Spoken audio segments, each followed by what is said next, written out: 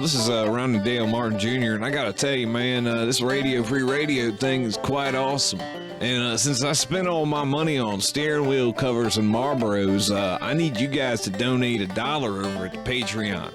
That site is patreon.com/Radio Free Radio. If you ain't heard about it, you need to get on over there and give your $1. Where dog is On RadioFRadio.com.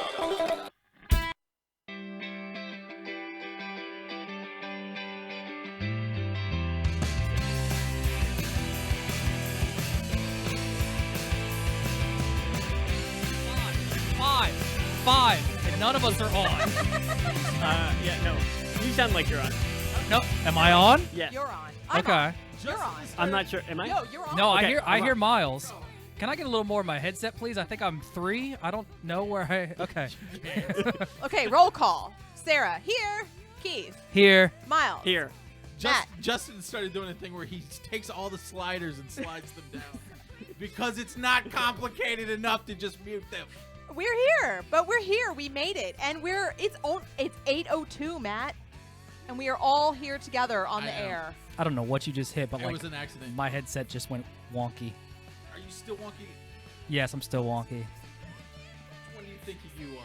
Yeah, it's doing something. I don't know what the hell you're doing, but Feral conservatives are still going. It's cool though. that's I fine. like I them. like feral Me conservatives. too. I like to get a little music in here. Yeah. Yeah. While we're bantering a little. All bit. right, I'm taking the headset off. I produce a little differently than Justin.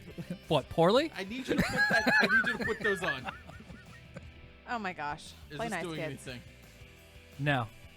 This may not be you.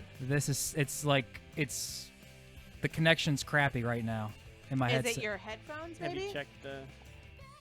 Let's jiggle. see. Let me jiggle. Don't jiggle. Probably shouldn't Don't have jiggle. touched any of this. There's ladies present. Don't jiggle. No, nothing. Oh, Oh, that is when you hit it like that. Better? Nope, but that's why I said I'm just rolling with it. Oh, Well, now, now it's no, off. it's all gone. Oh, okay. Okay, Stop there we go. doing that. No, it's not the forever. same. It's still crappy. Oh my God. Hey, are we live on Facebook at all? Not yet. I'm trying to do that now, except for you guys keep destroying everything. No. Someone introduce Miles, please, while I put on the Facebook. Well, we got another fourth host for the evening.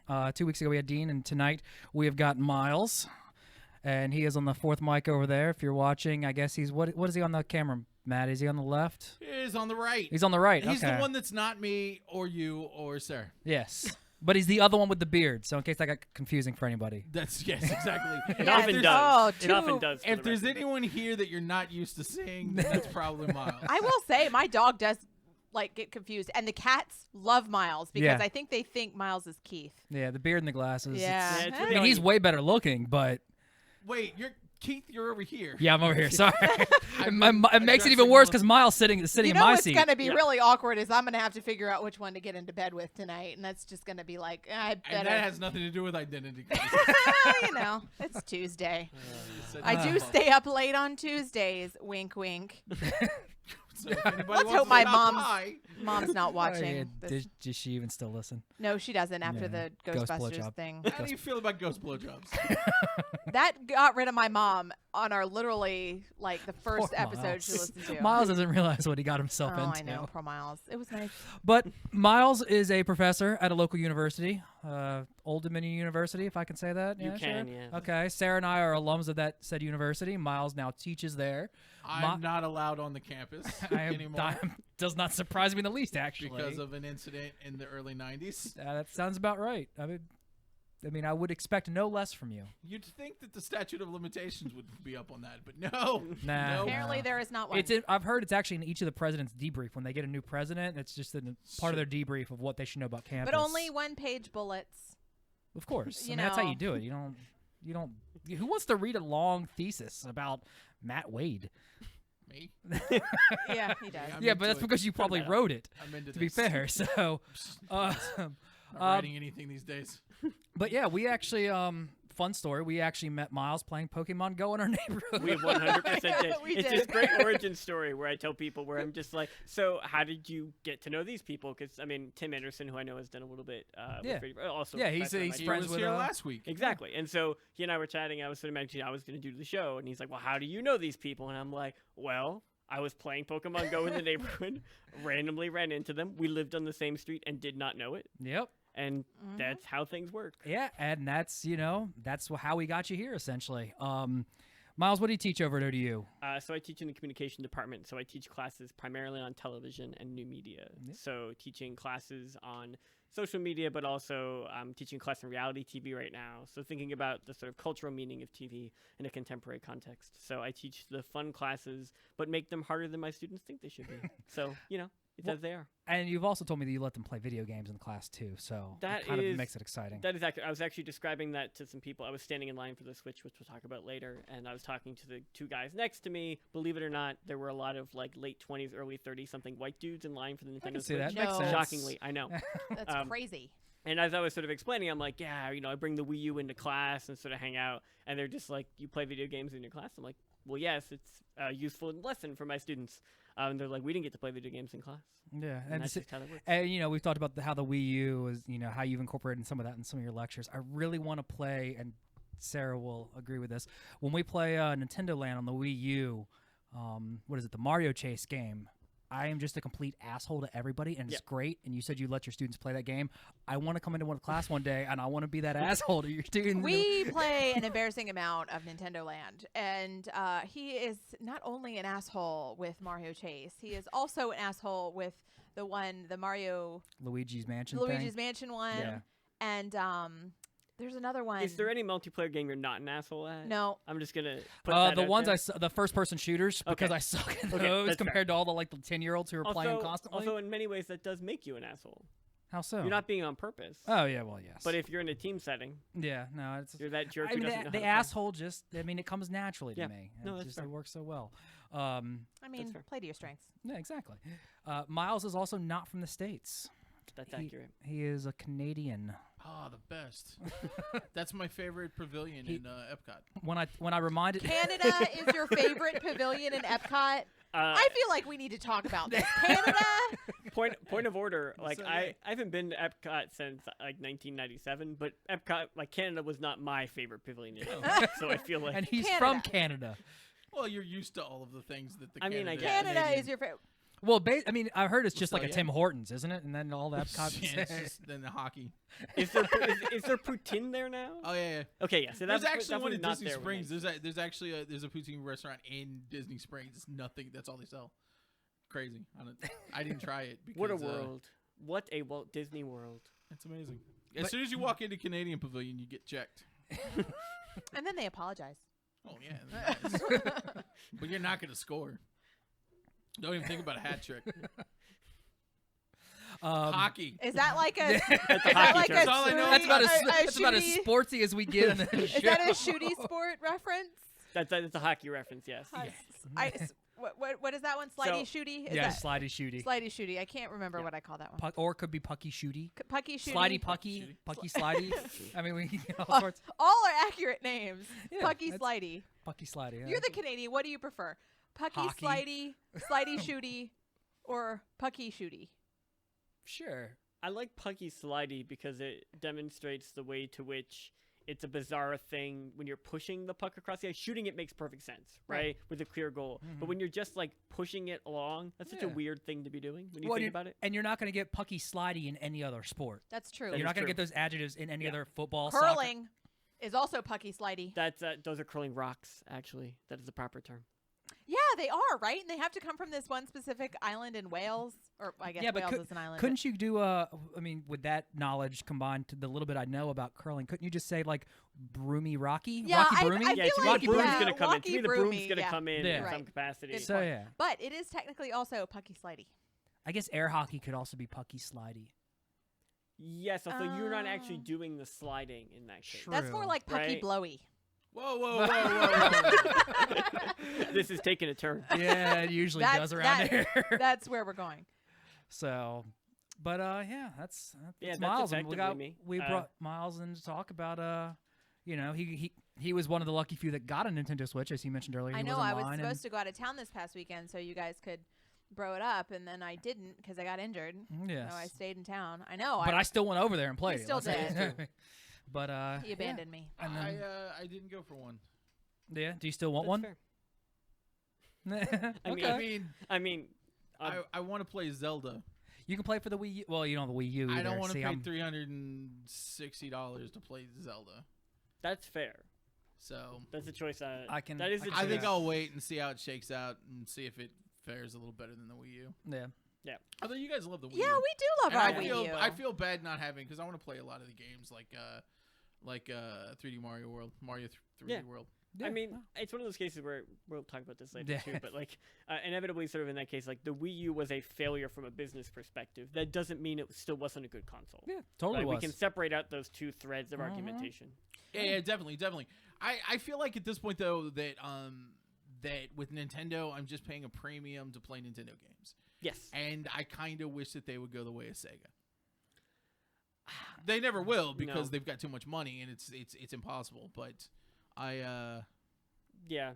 you know, I think what that's it is. it's one of those cases where, well, I think as long as I like that Nintendo has control over their destiny, and I feel like that serves them and their games effectively. Yeah. But at the same time, no, I think that's a fair frustration. to I, feel they're, like they're at, kind at of- this point, we're 3 generations removed from when they had any kind of serious third-party support, so it's not going to happen.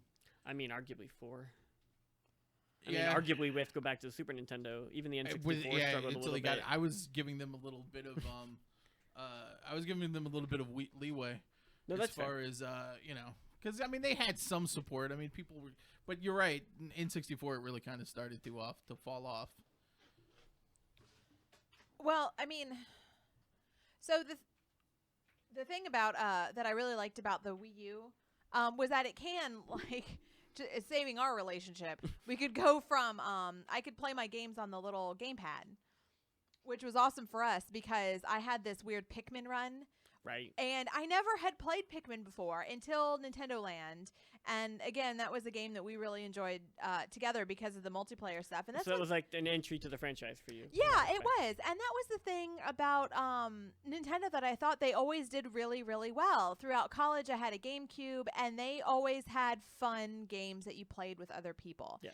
There were parts of my life where I played Nintendo every day, but as an adult, I always had a Nintendo product around, a platform around, and I would bring it out, and we would have such a blast when people came over. I mean, whenever anyone comes over to our house now, we bust out the Nintendo Land. I mean, like, and I think the reality is that the other consoles you really can't do that with the same way. You kind of require a bit of a gaming audience, people who sort of understand the sort of basics of that, working through the system. But no, I think the Wii U served that function. I think the Switch does as well. It's just a matter of, can it do enough else that it can convince people this is a good investment if that's not the way they play? Yeah, I think, and also I think they have some issues from like a marketing standpoint too. The first marketing that I really enjoyed and some of it was straight off the mark for a while with Nintendo. I mean, it was like you'd watch these ads or these campaigns that they do and you'd think, what are they doing? Yeah. Like when they did the app, what was it, Miimoto or Yeah, the and- mobile stuff. yeah, and it was like, what? This is and they were Well, all, that's the Japanese. Like, it's one of Yeah. those cases where, like, that sort of app structure, that sort of kind of dynamic is very much sort of consistent with the games that have been very successful with them in Japan. Uh-huh. I think it was just a tougher sell to a worldwide audience in terms of its sort of daily use and those functions. And I think Nintendo is in a bit of an exploratory phase. Right. They're experimenting a little You know bit. who's in a experimental phase? Greg from Local Heroes. Greg, do you have a Wii U? No, I guess he does not. Greg, now do you have a Wii U? No. It was a long time waiting for that answer. This conversation seems fascinating, and I'm super interested in this new Zelda game because everyone says it's so phenomenal. But I don't know that I like it. I would never buy a console just for one game, and I feel like this would be the only game I would play. And that's the same place I'm at. Yeah, and- I almost went and stood in line at midnight to try to get one, but Well, Miles I has taught been myself playing how it all weekend.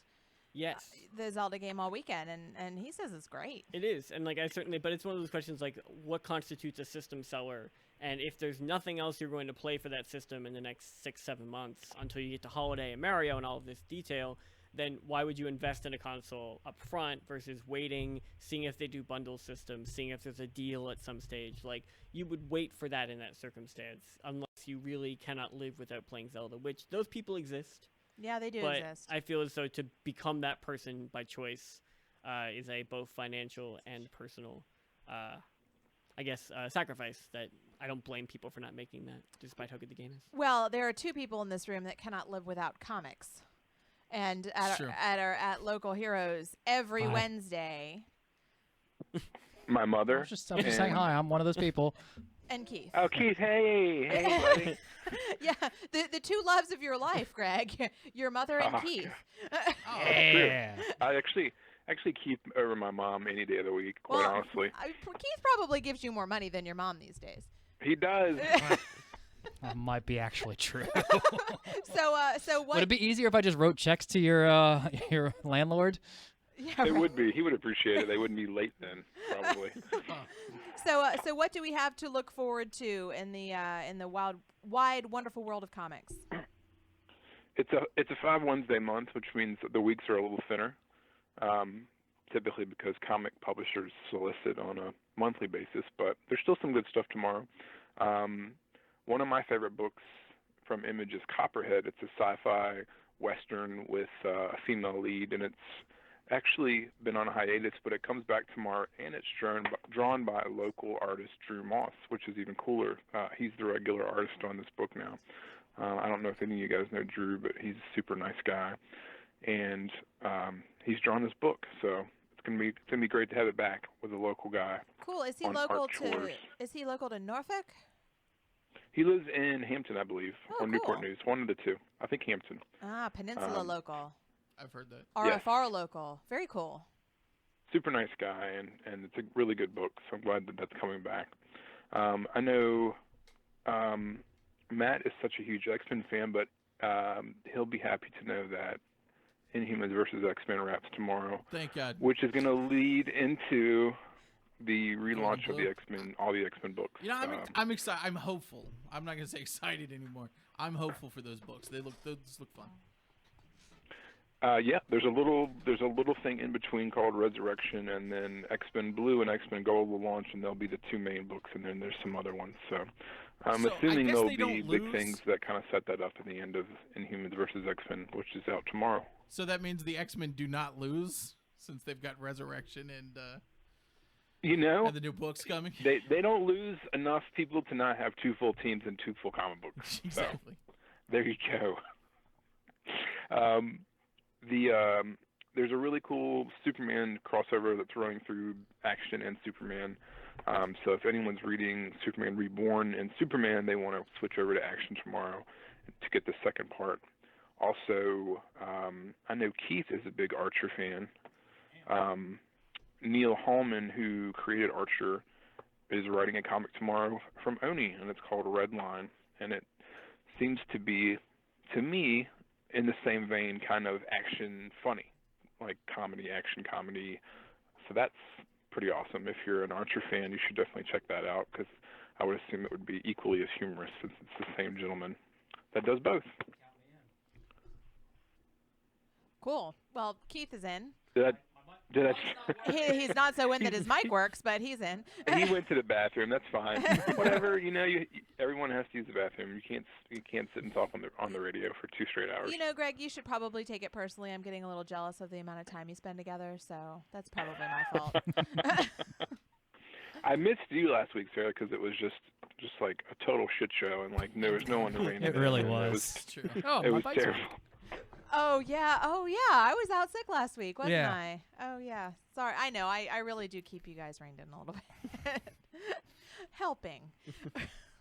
So what else do we Here's got? that's it for tomorrow. I did want to know before I leave if the Zelda game is better on the Switch than it is on the Wii U. So realistically, the answer to that question is, as far as the game is concerned, there's really no difference between them. Technically speaking, it goes to a higher resolution on the TV on the Switch, but it's also got slowdown issues that are consistent with the Wii U version when you do that. The real only difference is the portability factor, in the sense that I could currently, if I wanted to, pull out my Switch right now and be playing Zelda while I'm here and sort of keep moving on the go in that respect. Other than that usability factor, realistically, the game is identical. See, So can I find someone playing Zelda on their Switch out like in the world and punch them in the face and take their Switch and play without having to buy a console? I have no reason to believe you couldn't do well, that. how would he charge if he took it from them? If they're out walking around, say they walk into Local Heroes playing their Switch. Yep. Greg punches them and said, "This is my store, bitch," and takes their little Yeah. portable thing. He won't This have is a way to totally charge gonna it work. up. It's going to work. It runs on USB-C. So you Oh, can get so he- chargers pretty easily. Okay. That's like this basic charging cable. You're not looking at anything proprietary in that respect. For the Okay. record, everybody, we do not advocate theft. No, not at all. but apparently we're okay with But- violence. No, I'm Greg, okay with the theft. The mugging is fine, just not the theft. Or Right, maybe so- the theft is Yes. okay, but the mugging's not. I don't Right. know. Do- We haven't made a decision. no, But- I'm okay with all of it. You know, we want everyone to play this new Zelda game. So, Greg, do what you got to do. Just, don't get caught because we need you here on Popped. Can you get two? Okay. That's Yeah, if you fair- see a fair guy enough. walking around playing 2 Zelda games. But see, I was actually going to correct Miles on something. See, Miles, this is where we're going to have to teach you a little bit of radio, because the answer you should have given Greg was, stay tuned and listen, and we'll talk about it in the next few minutes. Oh, yeah. Well, see, we're getting That's there. fair. Well, I hate Greg, to, I hate to rush the show or just spoil anything. But You're fine. You're fine, Greg. I'm giving him shit. so where can Of we course. find Greg and his new legally acquired Switch tomorrow? Absolutely. First of all, as if I would ever leave the house. So it doesn't do me any good. is what But Greg and were I I to leave the house with my Switch, I'd be at Local Heroes in Norfolk at 1905 Colonial Avenue, right next to Kogan's Pizza in the beautiful historic Ghent district. And it really is a nice shop. Sarah says I'm there quite often. Matt, are you going tomorrow? Yeah, we're all going tomorrow. Oh, we're all going tomorrow? Okay. Tomorrow's team building. Yes. Show team I building. went last Aw. week too. Okay. Last week hurt. So, Yeah. It was a lot of Yeah. money. yeah. So, Greg, we'll come in and say hi to you tomorrow. That sounds beautiful. I'll If you see leave the guys then. house. All right, later, Greg. Bye.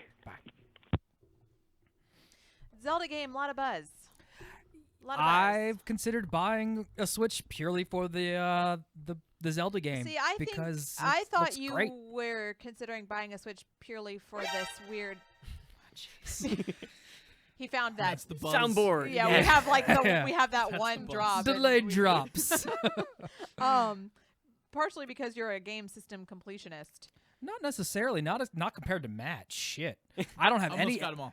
I don't have any Xbox systems. It's weird because I Oh, had yeah, them it's all, true, and you don't have now any like Xbox I'm systems. buying them all again That's how it works. because my ex-wife gave all of mine away. well, you're trying to archive them and relive your youth, which I was so sold long my ago. GameCube, and I wish I hadn't now. See, that's got the one. thing where it's like when you think about the generational dynamics of these systems, like when I was a kid, we sold the previous system to pay for the next one. Like Yeah. we were responsible for pooling allowance, my brother and I, to get these systems. So like to get the N64, we had to sell the Super Nintendo. When I But your vilified my key ex-wife- word there, allowance. When Now we have salaries. well, actually, Some people. since the PlayStation, I bought mine with my salaries.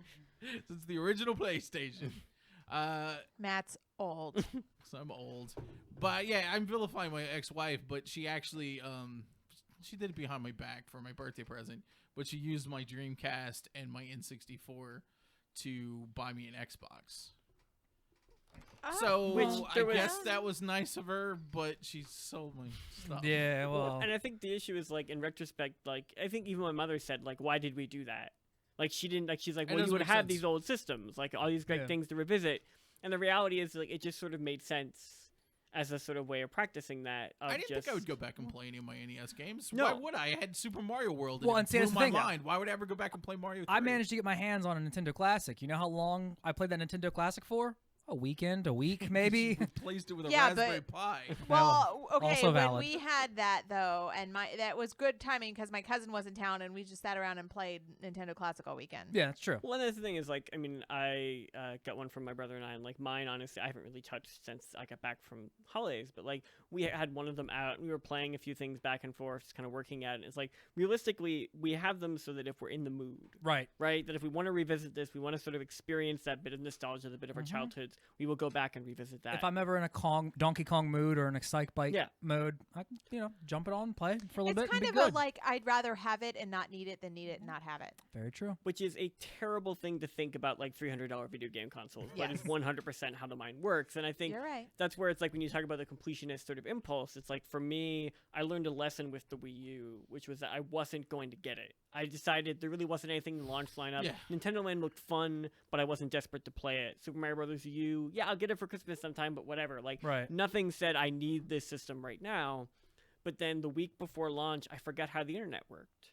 The internet was filled with nothing but preview and hype and people getting And that's excited. what happened to me, and it made me think that I wanted to stay up until midnight. Yeah. But I'm at an age where I shouldn't be staying up until midnight to go get a game system that I don't even really want to play. And so Because I'm not going to take it anywhere. yeah, and so I think in my case, it's like I had it in the office doing work the other day, and I did not get any work done, so I need to never do that again. But what I think is really interesting about it is that for me, it's just like I will buy Nintendo systems at launch. I just know this, that I'm going to get sucked in anyway. I should pre-order, get things in order. I didn't sort of pick up at Best Buy. I wasn't waiting in line with no chance of getting a console. And so it's like, as long as I understand that, I'm like, I Yeah. can make this work, right? I can figure this out. You know, I think I would do it if Nintendo hadn't gotten into that habit of playing that game they play with limiting the consoles and limiting the releases. For whatever reason they want to say it is for, whether it be manufacturer problems or whatever it is. I will say that, like, by all accounts, it's sold out in the States, has stock issues in Japan. Europe seems a little bit looser in that respect. But I will say, like, at midnight at Best Buy, everybody who showed up till about 12:30, 12:45 got a console. Oh, so I should have just went and got a console. So realistically, you would have probably been able to grab one. Like, I had a feeling. and they had a lot of stock. A lot of them were pre-orders, but a lot of people seen there. I saw reports of that pretty consistently, Yeah. that there was stock available. I think Nintendo's stock issues with the NES Classic are just their own issue, which is frankly the issue of the fact that they make no money off of that console. They'll never sell another game for it. It's a limited run. The more they make, the more they'll It's make true. and go That's from there. true. Weren't there some issues though with the Switch? I was reading about dead pixels and Potentially. So there's two common widespread issues. One is dead pixels, which I don't have seen as a common issue. It's literally an issue with everything with an LCD screen. Like yeah. the statement that's what that Nintendo Nintendo said, made yeah. that was creating controversy of You're like, this always is gonna have not a dead pixels. defect. This is always the statement they make. They will still replace them if you really fight them on it, but realistically you can't mass manufacture 2 million LCD screens and not expect some dead pixels as part of that deal. It's just the nature of the Statistically technology. speaking. Yeah, it's just not possible. The other issue, though, is the dock has been scratching some of the bezels on the screen. Effectively, some of the docks seem as though, and this is non-scientific, I just see the internet kind of going crazy trying to diagnose it. But effectively, it seems like there's not quite enough space in the dock for the system to rest comfortably in it. And so when you take it out, the edges kind of push up against the screen. Oh, cute. And I've never experienced this personally, but now, like, when I go to take it out of the dock, it's like the most gingerly process where I'm Like just you're like playing Operation. very slowly, like, moving through. And basically, it's like if you kind of manhandle it, if you just kind of do it very casually, there's a chance that it could scratch So if you're a kid. the edge of the screen. And yes, I think because what they realized in this is that Nintendo, it's a plastic screen versus a glass screen, which means it's way more likely to scratch, but it's also much less likely to shatter. And so it's kind of that trade-off where it's like from a kid's perspective, you could drop this from 5 feet and it's probably still going to function, right? That it's probably going to still run in the way Nintendo products tend to sort of withstand that type of pressure, Yeah. but it's also probably not going to remain pristine forever, which I think is that trade-off that Nintendo's choosing to make, but did create some issues, and you can tell they're going to have to provide, I think, some type of guidance on how to manage this, given that the people who are reporting the problem, in most cases, were not manhandling it. Yeah. Well, the Wii, Wii initially had some issues too that they had to like. I think any gaming system. Yeah, I mean, it's gonna- They But, sent like- out the Wii remote condoms, Yeah, as they were known. Yeah, because I mean they were That was the name. That was. But yeah, you're right. Yeah. They but you know, the thing about it, like I remember being a kid and people waiting in line and like the Nintendo 64 was like the console and it was mind-blowing because Mario could run in a whole circle and it was like this crazy mind-blowing A thing. joystick on the controller. Yeah, and so like the Nintendo 64 was like that. And then I don't know, I'm a Nintendo girl. I never had any other systems. Yeah. Although I did have a PlayStation for a while, but that was literally only because of Guitar Hero. See, I think I've mentioned it before on the show. Is like I had a Nintendo. My parents were getting ready to have my sister, so they needed something to keep me occupied. So I got a Nintendo, and then I didn't have any other system until PlayStation 1 came out. But like, here's my So, question I had a though. Yeah, huge but I gap mean in that was there. the next. But that makes sense because. When Oh, you wait, Does you it said though? Nintendo? Yeah, Nintendo. skipping Oh, whoops. SNES Genesis Yeah. generation is Oh, Yep, definitely and I'm sorry. N64, and then I immediately jumped into PlayStation. Did you know that the Super Nintendo was arguably the best console ever Super released? Nintendo was awesome. But wait, I have a My question parents though. were poor. Thanks for reminding me. Yeah. So okay, Look the at my money now. Hush. So okay, here's my question. Listen, I don't get to contribute on the show very often, so Okay. Whatever. I'm normally wrangling you two in. So now I actually have something to say. So listen, woman's talking. I can't. Cut her mic. So okay, the NES was, changing to. Yeah, I mean, it revitalized it home revitalized the gaming genre. in a market that died. The Super Nintendo, one of the best systems. Yeah. Nintendo 64, mind blowing with the 3D graphics. Yeah. The Wii was really big with motion control, and Yes. PlayStation tried to keep up with Oh, their, whatever. Yeah. And then those were all really big landmark changes in gaming. Correct. And why with that though is Nintendo like foundering the way it is? So I think what sort of needs to be understood is that ultimately the Wii was not a sustainable market growth for Nintendo. The reason the Wii was so successful, like the Wii sold like 120 some million units across the world. Nothing will ever replicate that on that scale, in part because of contraction of the market. But also the people who bought Wiis did not continue to buy video games. If they did, they bought them on their phones. They kind of looked at mobile gaming, sort of entry-level casual gaming in that structure. Nintendo captured that market in a moment, but then they had nothing for them to do. There was no games to take advantage of this. And so the Wii changed how people played, and it changed who played. But that second change needed to be sustained to keep those people invested. And by all accounts, they failed. And I think the Wii U failed in much maybe the same way that the GameCube did, in terms of not really doing anything to significantly grow Nintendo's audience, not providing a new play style or a new dynamic that really kind of revolutionized those kind of markets. And so I think with the Switch, it's that question again of like, what can Nintendo do when we know, and Nintendo is very much determined, they're never going to try to compete with Microsoft and Sony on power or in trying to appeal to third parties. Right. Like, that's never going to be Nintendo's game. They've kind of pretty much given up on that logic. As long as that's the case, as long as that's what they're going for, they need to do something else. And the Switch is, I guess, their answer to that question of what else they need to do. Well, but when they came out with, and we were talking earlier about their marketing and sort of how they handle their consumers, and I have been really disappointed with their marketing up until the ad for Mario Run. And I love that to the point where I cried. Like, it made me so happy. My little our little work group in Slack for the show has Mario looking all happy at the end. I mean, I love that. I felt like it was dead on marketing. It was awesome. It put you in the game. It was just a big deal for me. But they miss their mark so often on who their consumers are. And this company has been around for 30 years and they keep changing the game. But it's like they're missing this big critical part.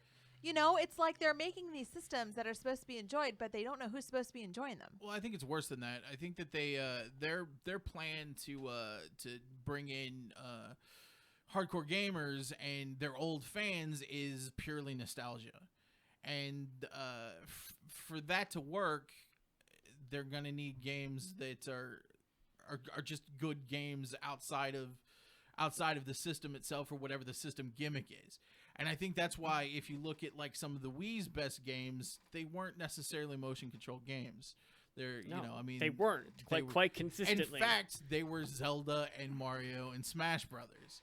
And they've got to do something. I mean, think about it. What's the last new IP that they've done? Pikmin? Splatoon.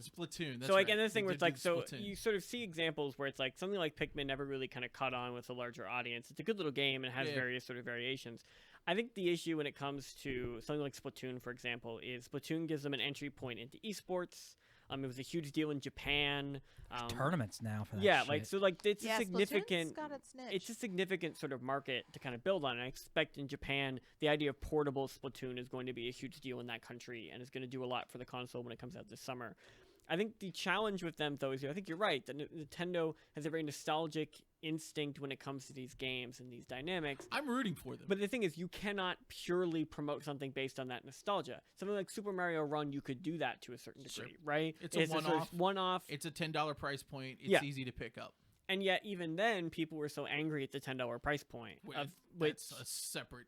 But that's, problem it's with a separate people. issue that Nintendo really had no idea how to navigate, because in their minds, it's like, we're giving you one of the greatest legacy characters in video game history, and we're giving you an access to this kind of game dynamic for $10. That's way cheaper That than whole issue anything made all else. three of us very angry. Yes. And so what I think, though, when it comes to these franchise balance and these concerns of how you kind of make that happen, is they need to make this seem like this is something for all people. But if you look at who they're putting in their ads, it's always an interesting question to me. If you go back to the Wii U, I show the ads in class talking about the platform development and these dynamics. And like that ad for the Wii U was so confused about what that was. It's like a lot of kids, a lot of families really kind of reorienting it around that. If you look at the marketing for the Switch by comparison, the families are kind of gone. Yeah. Like, I mean, so Keith and I were playing 1-2 Switch the other night, and it's like, they have these like, videos that play before each mini game, demonstrating them in some capacity, so fucking Which- awkward. which are really weird. And I kind of, you can tell that, like, you can, as with many things Nintendo, you can tell that Japanese game designers designed this. But what's interesting about them is they're all adults, right? They're all 20-somethings. Yeah. You know, this kind of diverse cast of individuals. There There were some ki- farmers in there too. Yeah, there are no Farmers? kids Yeah. depicted. Despite the fact that I think Right. kids could very well play that game, I think they're kind of angling away from that idea of like Nintendo as the family console. They can still serve that function. Which is ridiculous for something that started off as the Famicom. Well, yeah, and I think it's a matter of how they balance that in marketing, right? How they figure out how they can kind of cross-generationally understand Nintendo's Well, they don't appeal. seem to want to do that because their Switch marketing was very much aimed towards millennials to late 20s, early 30s. Yes. And honestly, when I watched their ads, especially when I watched not so much the later ads, but when I watched that the announcement ad, Yeah. The feeling I got was, oh my God, they're marketing this to a group of people that don't really exist. I don't see a lot of those people sitting in a van Down under by the an, river? under, Yeah. under an That- underpass That was a little odd. playing the Switch, and for that to be your Yeah. coming out video, it seems a little odd. I think they're doing a little better. They're working with who was the ad agency? It doesn't matter. But Yeah. like what Sarah said, I do think that They're on the right track. they're on the right Yeah, track. no, I think it's improving. No, I think you're right. The question of like, who is this for? I think the people in that first ad were the people that marketing agencies want to see in advertisements. Is what that was. the people right? with the money, Yeah. disposable income. That was See, that I demo. don't think marketing is an issue, but I think it comes back to an earlier point. It's the games. I mean, think about all the different kind of It's gonna be the games, it's the always gonna different be the games for you, developers. Yeah. because it- you're a gamer. Yeah, I You know? guess. Yeah. And- I mean, and hell, that's the same I problem I bought- had with the Wii I U. bought the Wii, the Wii specifically. I bought the Wii specifically for the Ghostbusters and Star Wars Force Unleashed games. Okay. Two games I could use with the motion controllers. But I'm on But the they're other side of that franchises. because And that's let what I me was about just to tell say. you, my favorite gaming experiences of my life, well, okay, they're in my top 5, are playing on the GameCube in college. And you Mhm. remember this Yeah. elaborate drinking game we had with Mario Party and a lot of Mario Kart, Double A lot of Dash. drunk driving And then on the GameCube. On the GameCube. On the On the GameCube. GameCube. Legally. We already talked Right. about where we went to college, so let's make it clear Yes. that it was all legal drinking on the GameCube, and we did not leave the house Don't because drink on the GameCube. and then She spilled a cherry limeade. I did. On I a- almost. vodka limeade I- on a buddy's Xbox one I time. did. It was weird. It was unfortunate. But I'm way better with Nintendo. Anyways, top 5 moments. Sorry. So it was definitely playing GameCube in college Yes. and playing as a group and It doing the was. community thing, Yep. and then playing Nintendo Land. Yeah. We have so much fun playing that, and those are two of Nintendo's worst consoles. I mean, the thing that But I love them because of that The society. games. Yeah. Yeah, the No, games and the group element. But I don't even think because those games were not marketed to me. I'd never heard of Nintendo Land. When we opened up the Wii U, Yeah. I was like, I wanted a Wii U because I had so much fun playing the GameCube. Well, I And we don't wanted think the those updated version of the Mario Kart too. I don't think We those did want the updated experiences version. are really exclusive to those systems, though, because before that you had the N64. So when I was in college, it was getting drunk and playing the N64 and playing GoldenEye Yep. and Mario Kart. Yeah. That's so right. There was it's a lot of Nintendo as a community. brand. yeah. There, Well, I mean, that's always been a part. And, like, to be fair, like, the thing about the Switch to remember that I think it does really well is that, look, you know, if you buy this system, you have in the box 2-player setup. You don't need to buy an extra controller. Like, Keith and I were playing Snipper Clips, which is sort of a puzzle game that they released on the eShop. It was pretty fun, That actually. we had a lot of fun with. 1-2 Switch is sort of designed around these 2-player experiences, these different dynamics. I took it to a party, a group of my colleagues the night after, not really gamers by nature. And like they really took to it, the silliness of it, kind of those dynamics. It's like, did they think the videos were as awkward as we did? yes. Although I think that they enjoyed the irony of them Yeah. in much the same one would. I think having a group setting makes it a bit more spectator-like, whereas we just had to sit there like, what are Thank we? God. It would have been so awkward if you come over, Sarah. It was just like, because, okay, I mean, we're getting into the console and the playability and stuff, Yeah. but I mean, let's talk about the games a little bit. I mean, you just mentioned 2 games that you got. Yes. You also have Zelda Breath of the Wild. Yes. But the 1-2 Switch had a lot of variety of games, which I Yes. liked. It started us off with only like 5 different games to play. And then once you played them like 5 times, it opened up like all 28 games, I think. Yeah. And they all ranged in difficulty. They all ranged in what you had to do. There was everything from us being a wizard, which was a lot of fun. There was boxing. There was milking a cow. You do love the milk cows. there was a samurai thing. There was yoga. Okay, so Yeah. how long before we get a WarioWare? I think WarioWare That- might be yeah. my killer app. for Honestly, this. like that game is already kind of halfway to WarioWare as it is. I'm kind of surprised they didn't do it. Yeah. My guess What's is WarioWare, just for? You people- missed that. That's probably why they didn't do it. So- WarioWare was just insane. And if But I you've mean, ever what was played it? I mean, because So I mean, it's kind besides of a you two collection of here, mini games. Okay. Okay. So they call them micro games. So Yeah. like the way Wario works is basically it was a series of games where they're basically like 3-second experiences where like you're briefly given a problem and you need to figure out how to solve it by pressing buttons, by moving something. Yeah. Okay. They created a touch version, a twist version on the Game Boy Advance that you actually like twisted the console Okay. to solve these games. But the idea is sort of a crazy minigame explosion that Yeah. you have no control over. And like they come at you Okay. fast too, and Yeah. they get faster Okay. and faster and faster. yeah, fast and minigame they're explosion. weird. So you keep doing the They're same. weird. So you keep cycling through the same games, but they're I'm with you. faster I or heard it, harder. yeah. You have to do something different to them. So it's very much built for this type of setup. 1-2 Switch is definitely, I think, a little bit more dynamic. Oh, in there the was a sense lot that- cracking. The safe cracking one, that was a lot of fun. So I will say, so it's one of those and things all those where were different too. They were, what's- none of them were the same. what's interesting about the safe cracking one is so it uses the HD Rumble on these controllers. And so here I can demonstrate. I brought them for the sake of prosperity. It was really easy to move through. So the idea is effectively sort of you're turning the controller as you're kind of working through, like it's a lock, like you're trying to kind of pick a lock effectively, but it will very slightly rumble when you hit the right number. And that's an exaggeration. It is like barely slightly. Like you had to go super slow just to feel the slightest variation in it. But that made it difficult. Yeah, but the thing about Challenging. it too was that I realized that the problem I was having was I was watching the screen. So a lot of 1-2 Switch is actually designed so we could actually pull 1-2 Switch out now, throw it on tabletop mode, and be able to play it. And we'd be able to do this because a lot of the games aren't actually relying on you watching the screen. They're relying on sound cues and or the feeling of the controller. And I'm going to add on to a third Yep. point of that. And that you've got to look awkwardly at your opponent. Yes. Because, dead serious, 2/3, if not all of the games we played, other than the safe cracking one, I Yeah. think all the other ones, did the yoga one we stare at each other? No. Okay. Like depends on the position. Some Yeah. of the positions are tough to do. Yeah. Matt, you and Sarah are guys giving us weird doing? looks, but this is the thing. It's like, the yoga one, Matt. it's How they was the wanted you. minigame They where you, wanted like, you to sat hold on. behind him and made pottery. The ghost mini game. I would be on point with this. But that was the thing. Like they specifically said, okay, set the controller in a certain way to let it get oriented, and now stare at your opponent. And so Miles and I were like, I think the camera's broken up if you're looking at us on YouTube, But Sarah and I are looking at each other right now. Miles and I had to look at each other like You're this. actually looking at Sarah. Okay, is it coming out on video, right? And like one of my favorite ones Look was. up a little. Sorry, I mean it's habit. I look Yeah. at her, that's where my eyes go. Moving on. Anyways, one of them was a samurai one where Miles, for example, would have to catch the sword that I'm bringing down, and you try to fuck with him. Like, you kind of, you almost get him, and then you finally, like, bring your hands down super fast before he can clap his hands together. He's trying to catch the sword. But you've got to, like, look awkwardly at each other, like, in the meantime.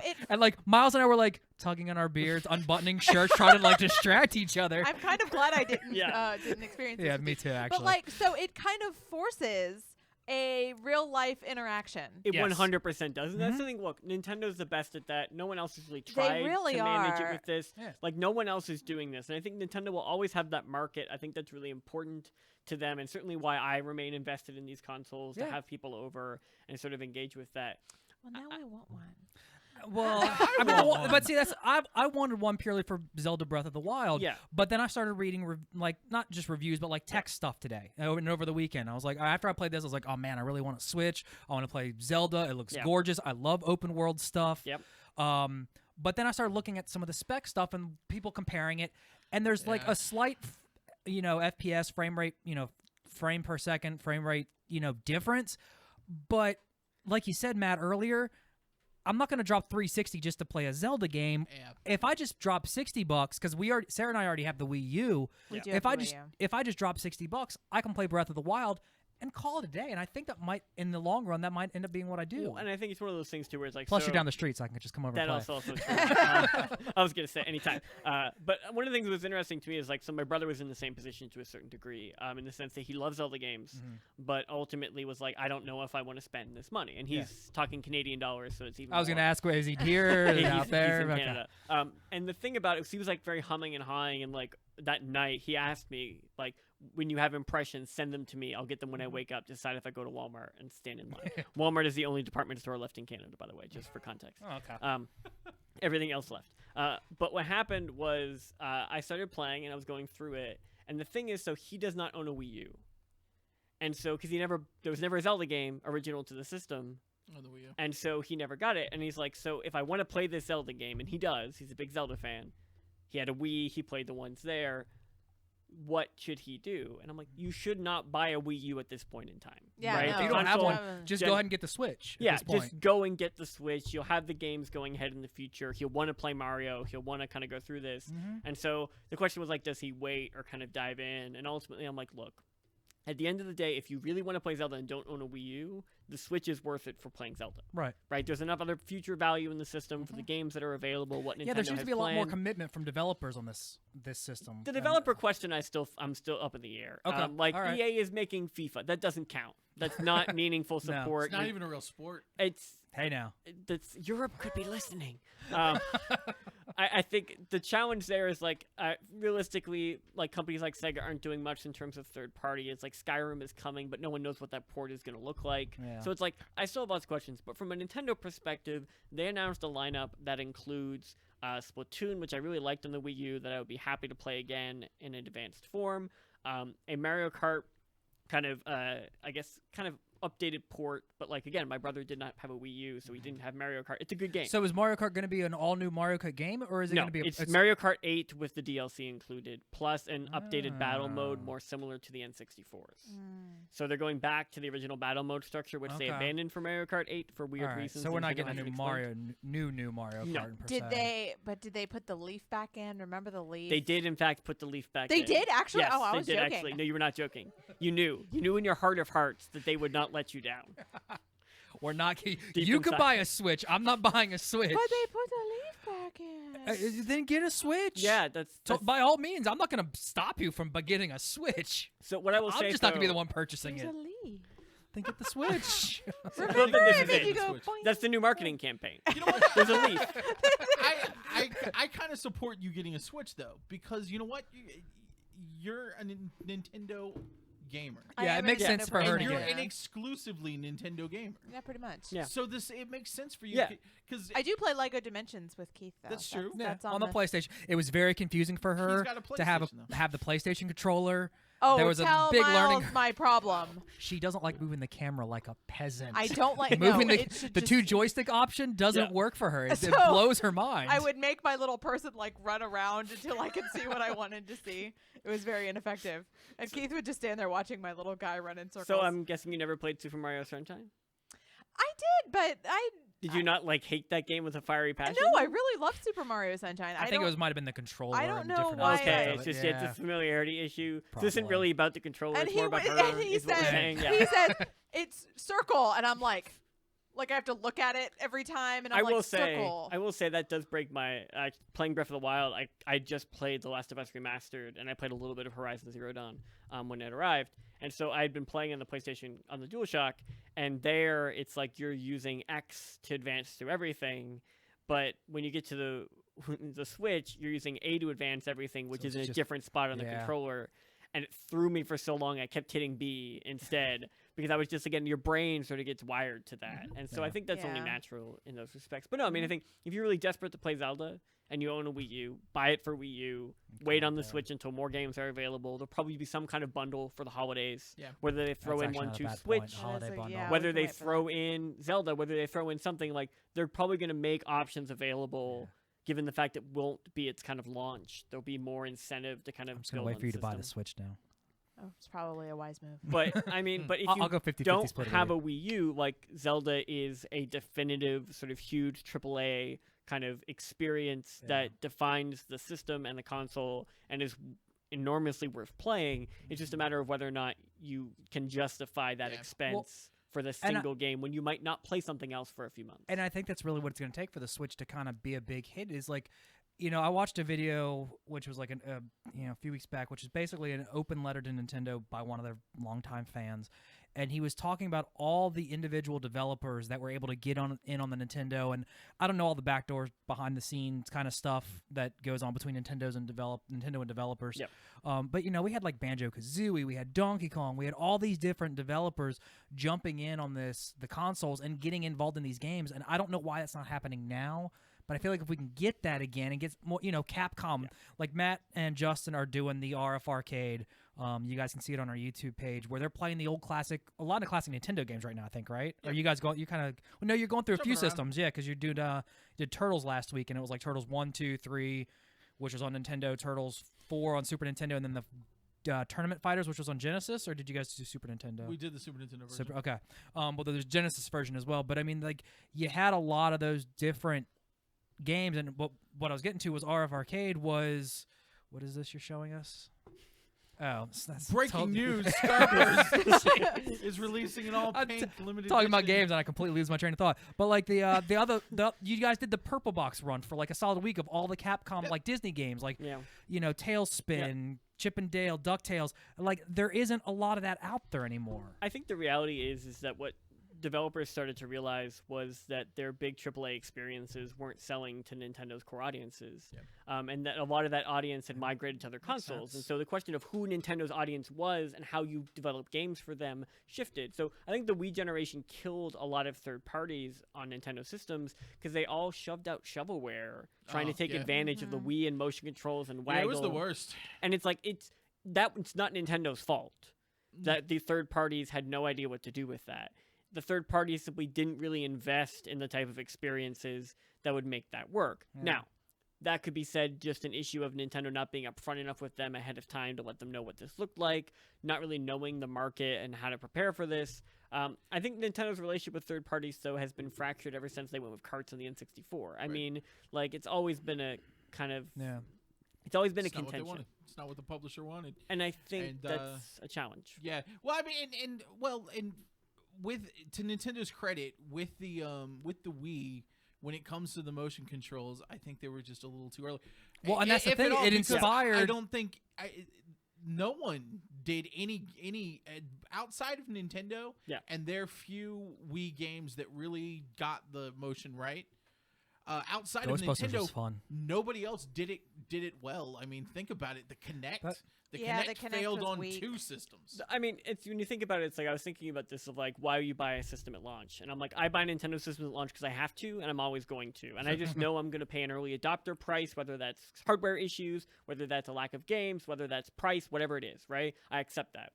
But when I think back, it's every console is that way. Like if you bought an Xbox One at launch, you were forced to pay an extra like $150 for this Kinect camera that you probably did not want, that they subsequently completely abandoned. Stopped developing games for, Completely. stopped letting the packing it operating in. system and stopped packing it in. And all of a sudden you paid this money and it's like, why do I have this? I have a Kinect, I got a refurbished unit for a good price like a year into the system's life.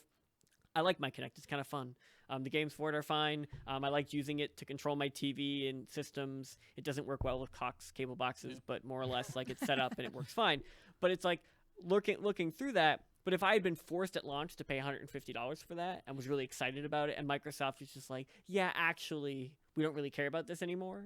But we And- got your money, so But- it's cool. But see, here's Well, it's here's even how I worse, see it though. though, because the Wii U motion controllers, yes, it didn't do well on the Wii, and not a lot of games for it, but it did inspire the Kinect and PlayStation Move. They had that weird like glowy globe on a stick thing. Oh, Yeah, Yeah. But everything that failed on those too. It did. Yeah. But it led in to PlayStation VR, which is Yep. a really enjoyable experience. PlayStation VR still Yeah. uses those weird glowy sticks. I think and that, VR is a different type was of. fun. Yeah. It's a different type. but of would they have made that? technology But from- would we have from- gotten? And this could be a Yes, whole other discussion. We would have though because they had Yeah. it in '95. And, Okay. and I mean, So, Oculus has developed its own yeah. touch controllers for theirs, and like I think it would have Okay. happened. It made it a little easier. And like I think that's the thing when you think about it. It's like the Wii U's failures were multitudinous in terms of its design, but effectively the fact that it used the Wii remotes for multiplayer was really convenient, right? Having Yeah. owned a Wii, like I had 4 controllers all set to go. I invited people over when I first got it. We And it played worked. a bunch of Nintendo Land. It worked fine. Yep. I still bring them into class. One of the reasons I use the Wii U is that 5 students can play it at once, so I can just distribute the controllers around the classroom,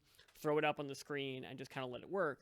That's a really great way to demonstrate the kind of we can pass them around really easily. I love all of that. No one else is really doing it. But the issue is that the whole point of the Wii U was this gamepad screen was supposed to kind of provide this whole new insight. And like Sarah, you said you would sometimes play on the screen, right, while someone else is watching TV or going through all of that. That's true. But how often did people reasonably do that? And is that really changing the gaming Okay, experience? I did it every day. We because actually I did a w- lot. because either if I would either do the step thing on Wii Fit Yeah. and then go and watch something while I was doing my little Oh, I did that steps. 100%. Yeah, I did that all the time. Or I would play something on the Wii U and he would be playing something on the PlayStation. That happened a few times. What also happened was I didn't feel like playing on the big screen, but we had downloaded Dr. Mario from the retro Oh, arcade. yeah. And so I'd sit in my, one of my extra rooms and I just played on the little controller. I had a 16-inch TV, but it was just kind of nice being able to play handheld Dr. Mario right in my lap. And I will say, like, on that point, then, is one of those cases where, by comparison, like, I lived alone during that period. I mean, I Yeah. still live alone now. Don't Yeah. get me wrong. But I don't know Must why be I said great. then. But one of the things about that sort of was that, as a result, that never made any sense to me. I would occasionally play on my TV while watching something, but, like, it didn't happen often enough for me to feel like this is central to the console. And they stopped developing games that took advantage of it. And once Yeah, again, that's true. it wasn't just Nintendo that failed at that No. because PS4, their big thing was, hey, get a Vita, you can cross-play to your Vita. Nobody did Speaking that. of PlayStation, though, what's that big black button supposed to be used for on the PlayStation 4 controller? Because I hardly ever use touchpad? it. The Yeah, touchpad? I hardly ever use it for any of I my mean, games. some things you can actually use touchpad things with it. There's a black button on the controller. the big black box that's in the. It's a touchpad. yeah, it's the a touchpad. You can theoretically. really? Yes.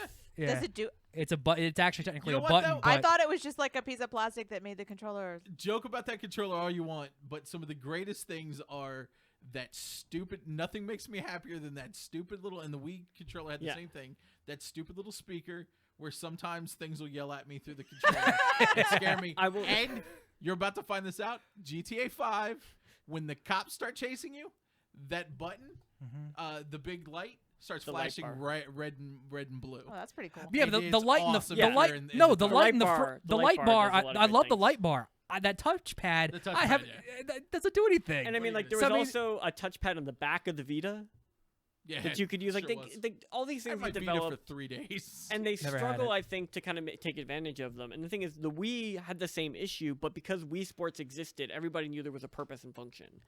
the Wii U, Nintendo Land was great, but it was kind of scattered in terms of what it demonstrated with the console. and what it could Mario accomplish. Party did the extra controller, the pad really well. That being, I can't really. But that's Front, it's Mario modern Party. Mario Party, I kind of have some issues with, but that's. That's a yeah. whole other discussion for a whole You other should time. see us We're play. we're pretty. You should have seen running us pretty long in the starting tooth. the week with the stream was started with GameCube Mario Party, Yeah, and I've never wanted anything to end faster. really. The fact that we had to then go in and we had already said that we were going to play 7 right after that. I was so disappointed that we couldn't go any lower than 10 rounds. I will say, I will. That game did Because not you guys age have a Mario Party aficionado here and here. I loved Mario Party, but there's something about those GameCube Mario Parties. I like 5. Listen, I think it was 4 that was mine. There was one that was 4 don't- for the GameCube. Don't revisit 6. I don't and know. 7. All I know is No, 5. 6 and 7 were the games. 5 And has. I think I feel like 5 has the snowboarding game. I just don't remember know. that being like the There was definitive one of them that I was so like. Hold on, now I got to look it up. I didn't like the subsequent one as much, but I like this first. The one everybody has their Mario Party Yeah, game, that was right? my- That everyone and has the the- one that they got that into, I which knew- might actually One. be one that someone else doesn't like. all one. I knew Yeah. all of the mini games. Yeah. I dominated everything. So they had 5, 6, and 7. We Yeah. played 6 and 7. Yeah. And good lord, that was. So it close. must have been 5. That Yeah, was mine. Yeah, Must have. probably. That sounds Probably, like a that better makes My sense. GameCube. Hold on, now I gotta Okay, look. we're gonna take a little bit of a break. But now 'cause we're talking somebody about had to- Mario Party. Well, we can talk about it when we get back. I gotta restart the stream so we can show up on Facebook. But we're showing up on YouTube. We so are on YouTube. We're showing up on YouTube, so that's good. So we're gonna take a quick break, redo some production stuff, reset a little bit, and then we'll figure out what we're talking about in a little bit. We'll leave you with something to think about, though. Please. Pink Starburst? No, I want to talk about the Reverse Flash and why he's not really, really slow. There you go. So think about that, ladies and gentlemen. We Think will be about back on the other side of the break. Don't say it.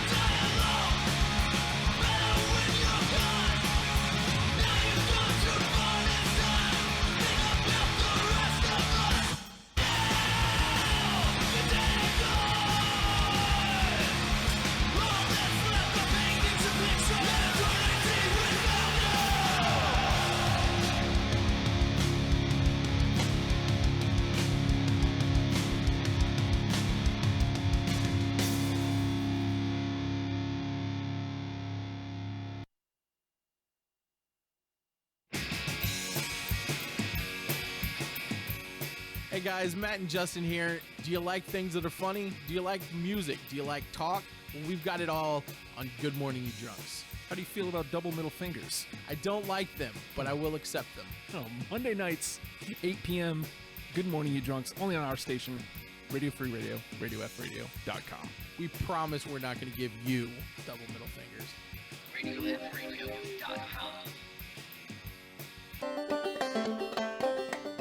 Hey y'all, this is Ron and Dale Martin Jr. and I gotta tell you, man, this Radio Free Radio thing is quite awesome. And since I spent all my money on steering wheel covers and Marlboros, I need you guys to donate $1 over at Patreon. That site is patreon.com/Radio Free Radio. If you ain't heard about it, you need to get on over there and give your $1. Dog is. On RadioFradio.com.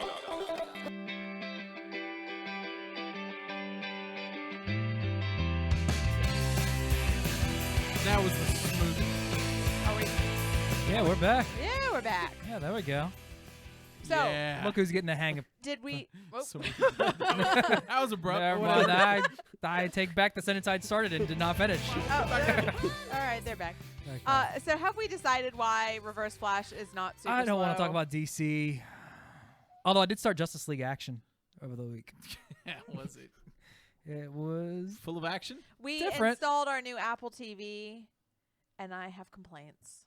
Oh, really? Yes. You don't like your Apple TV? No, I like it. I like that we can download the apps and we don't have to do that awkward streaming thing with the CW app where like one of us has to Ugh. sacrifice our iPad. Stupid. So CW there, app. it's better, but the remote acts like There's no directional pad on the remote anymore. It's actually a trackpad. yeah, you scroll. It and- works more functional than the PlayStation 4 controller touchpad. Yeah, well, I learned that today. I didn't even know there was a touchpad on there, but But yeah, you Don't got touch to it. you swipe it like you swipe your phone and not like a mouse pad. Like She expects Swiper. what? what? Swiper swiped it. You guys don't watch Did you Dora make the a Explorer? Dora Explorer reference? You guys don't watch that? It's I'm a little late. creepy that you are Mr. 40 years old next week. Watch it with the kids. That's weirder. Who's kids? Yeah. So that Can't tell you. is disturbing. No, it I like Backpack. it. My favorite character. Let's go No backpack. spoilers. I haven't seen that one yet. But yeah, it behaves like your phone does, I guess. And when I'm using it, I want to use it like a mouse. Why can't you just use your phone? You can. Okay. It's a So dumb meme. anyway, Keith installed his whatever. Cartoon Network app, Cartoon and I was Network able to app, watch he's been watching Justice League Justice League. Action. They're shorter. They're 10-minute episodes now. One of Oh, those. what? Yeah, so I'm out. it's a weird. Well, I don't know. It allows them to get into the action quicker. Hence the title. Obviously. I see. And yeah, Just- you see what they did there, right? Yeah. And- From the open, just Batman and Wonder Woman just making out straight to the action. Yes, pants are already off. No foreplay. And Still wear the capes. but there's like, Of course. yeah. Is it no? So no. In context, then, given the 10-minute episodes, I normally associate that with kids' TV specifically. That the episodes are short so that they can run more of them in a time slot, keep people more engaged. Does it That's- seem more skewed towards kids? You watch Yeah, the oh, kids yeah, show. yeah. It's definitely it's basically a kids show now. I watch But so to many be- kids shows. I just want to be Yes. very But clear. to on be that point. fair, So there it's have just- been other 10-minute shows that have worked Aqua well. Teen Hunger Force was only 10 minutes. That's and I what- watched the crap Harvey out of it. Birdman, which I've been getting into lately for some unknown reason. Harvey Birdman, Attorney at Law, is 10-minute episodes. One of the greatest shows ever. One of the top TV shows of all time. Space Coast to Coast. Yeah. Yeah. 10-minute. Episodes. Yeah, so it's So it kind of What goes was that back other to one? that Yeah. Adult Swim sort of like Yeah. dynamic of like creating sort of these kind of quick bits. You're not trying to create long stories. It could be a little bit more they've got a eccentric. little bit of the long story in there, but Yeah. very little. And It's- What so- was that Seth Green show, that claymation Robot show? Robot Chicken. Yeah, Robot Robot Chicken. Chicken? Yeah. So I mean, it's certainly a model that can work for more adult material, but like when I hear like 10-minute episodes, Yeah, I feel it's- like you're limiting so much like the stories you can tell. Whereas like when something comes in at 30, like I really loved Gravity Falls when it was on Disney Channel. Really fantastic show, very much influenced by The Simpsons and sort of those dynamics. By being able to do half-hour episodes, they told more complicated stories and it was more kind of sophisticated. Whereas something like 10 minutes, let's say Adventure Time, can still be very sophisticated, but there's a limit to what they can accomplish. You're really just Yeah. getting your jokes out there, and Yeah. well, I feel like Adventure Time's a bad example for you to pull because I feel like they were still Yeah. did. They're still Adventure doing- Time did really well with telling a story. It a did. compact There's story. just maybe Aqua Teen there's Hunger still Force. there's still by nature limits to what you can do. That's not to say that it can't accomplish it, but you're kind of working up against the format versus necessarily the format fitting perfectly their missions. Yep, Does that yep. make sense? Yep. But it has Kevin Conroy's Batman, so that does, satisfy me to a little bit. Animated Batman. You just give me this blank stare like I have No, no idea. I get it. Okay. All right. I'm I don't about know four. what you want me to do with this information. I don't know. I'm trying to lead into the eventual. Hey, we watched Logan this weekend. Okay. Nice now I segue. know. So like, how are you? Segue. How are you planning to get there? Because I feel like there's a logical transition point. So let's I hear was it. going to continue with the other stuff He that I've done this week. tried by I've saying- also watched X-Men Apocalypse this weekend. Okay. Oh, yeah. And then I also watched Logan twice this weekend. Twice. Yeah. I went to see it Yeah. twice. Yeah. we went to saw see it on twice. Thursday, and I then need he to go went see it again. And then I on went. I I already did not do well in the middle.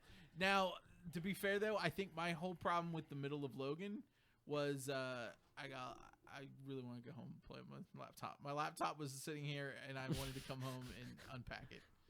So So that's a you problem, So not Yeah, a me personal. problem. yeah, it's that was more of a me problem Yeah.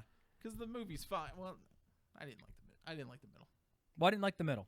because I wanted to sleep. How late did you stay the night before? You literally say that about every movie, I whether you slept like in it or the- not. So now, dozed. is I this? Do you dozed feel off. like this is a length issue? Because I mean, like No. this is sort of like part of this, like we're doing 2 hour, 20-minute like movies constantly. It seems The to be the middle new act norm. of those movies is Hey, always going to be. with as much as I'm paying to get into the movie theater, I better get at least 2 hours out Okay. of I it. think my except problem with the middle for- was I loved the beginning and I loved the end. So it kind of became a matter of it's by nature slower. It's more meandering. It's more of like a road picture kind of. I the way feel like it deals with things. they nailed the character work, and then they got a little too much into kind of we got to move the story along a little bit. And when that happened, they were a little less on the character work. And I think that this is one of the first superhero movies that really, really did a great job with the characters, especially those characters, especially with the character of Wolverine, which has only really been I'm Wolverine from the comics. I'm gonna, snick, slicey. So to that point then, so like you mentioned watching Apocalypse, how did we feel about The Wolverine, the last Wolverine film, which I James was rooting Mangold for also directed, I was rooting for it. which I think in many cases like it very much did preview what this movie became. It just didn't have the thematic weight behind it to really make that work. I enjoyed Now it. Till, that I've seen Logan, the Wolverine, I enjoyed until about the end with the weird samurai Iron Man thing at That the was- end. yeah. But other I than would agree that, with that. I You know what I enjoyed think the rest that of was, Wolverine. though? Just now that I've seen both movies, and like you really know what James Mangold can do with a superhero movie, I can see where he was probably being influenced by Fox, and we have this precedence now that Fox really gets in there and janks around with their stuff. And I think that may have been what happened, and they shoved the Silver Samurai into a movie that didn't need a robot. So Silver Samurai should have never been a robot anyway. And I'm not one who's a purist, but it didn't need to be. We have enough. We have enough Iron Man-esque things in media these days. especially with that Wolverine story. Yeah. And I think what, above all, and I don't know how much control James Mangold had over the source and what they picked, but if you're going to do Wolverine movies, picking those two Wolverine stories was really, really smart. And I would have loved to have seen what he could have done with the Wolverine if maybe he didn't have to pick some. Or maybe I'm wrong. Maybe those were his choices. Or he could have gone with a But better watching rating. Logan, Yeah. watching Logan, I don't think those would have been his choices. So I think the rating question, I think, is sort of, the logical place to start in this case, because that is obviously the biggest difference between the two films. Oh yeah, Right? I was expecting a violent movie. Yeah. I was shocked at the level of It violence. actually took Sarah by surprise too when the movie first started off. Yeah, It was visceral. I came. I don't know. I guess I came in expecting. I mean, I don't know. I did not keep up with X-Men. I really don't care Right. about X-Men. So when we went in, I kind of treated it like I would treat any movie that Keith is all excited about that I'm sort of going. So basically, any movie, 95% of the movies that we go to. Sit there and smile. So and I have some mean, like, no, popcorn. I'm interested in Appreciate it. that. You Yeah, got a you're ticket not- purchase it's for like you. don't- It's not like you don't know who Wolverine is. It's not like you're completely Yeah, disconnected. But you didn't like think, oh, how is this going to connect to all these Yeah, different... I mean, I do care about the Marvel movies in that way, Yeah. and I have less of an interest, but still an interest in the Yeah. DC movies in that way. But yeah, I didn't care. Yeah. And so we went into this, and then the first really violent scene, I was like, oh, jeez. The Yeah. opening scene. Yeah, And Well, we it have- was. It was. And I was worried out of the gate. I thought, oh god, this is just going to be a ton of freaking gore and punchy. it's gonna be the punchy. first episode of Preacher all like, over again.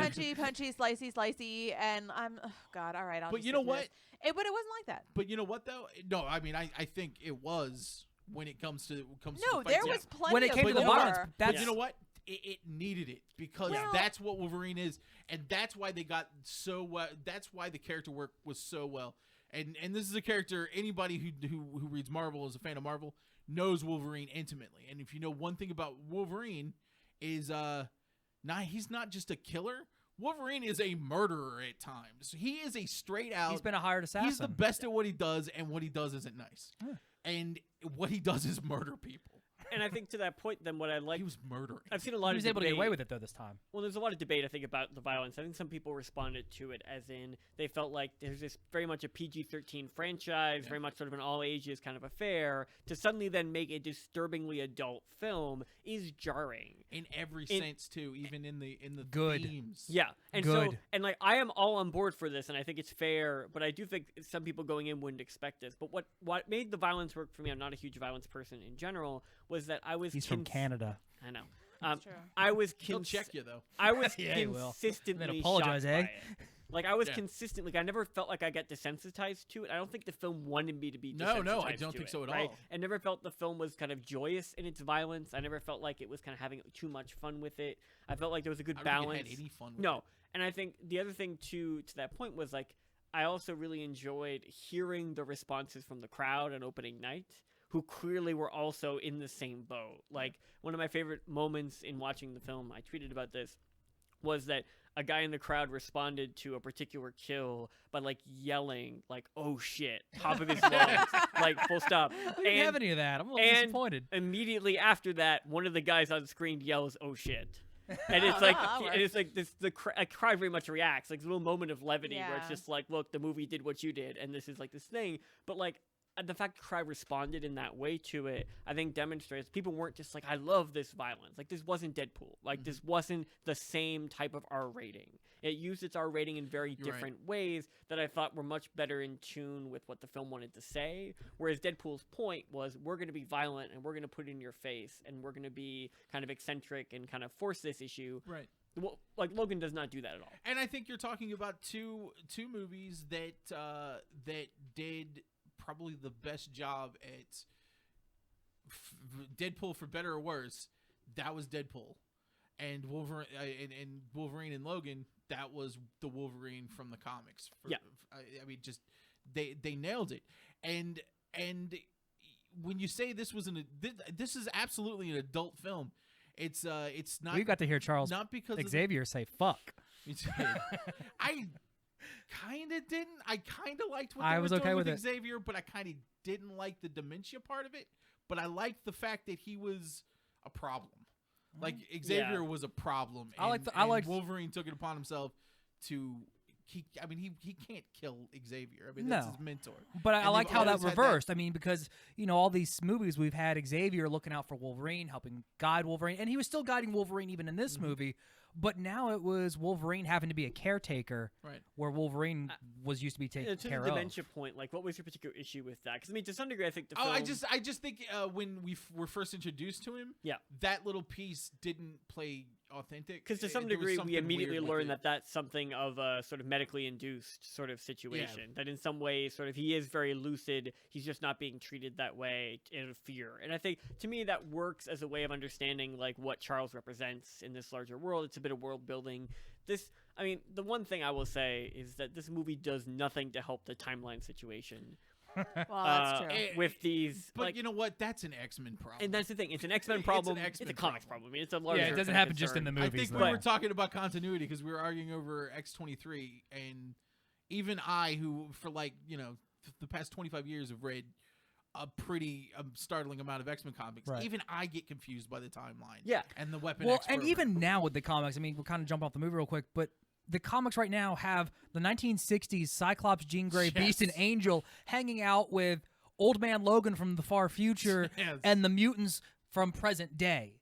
Like, fuck continuity at this point. There's no, can't. there's Yeah. there. That And I doesn't think matter. even the They'll just X-Men create a new characters- universe. But okay, from a newbie standpoint here, which I'm always the voice of the newbie, how many times do I catch you watching Flash walking through and being like, oh, wait, I thought that person was dead? Or is this real life or is this alternate life? Or is Wonder Woman and Yeah. Aquaman Well, banging and now?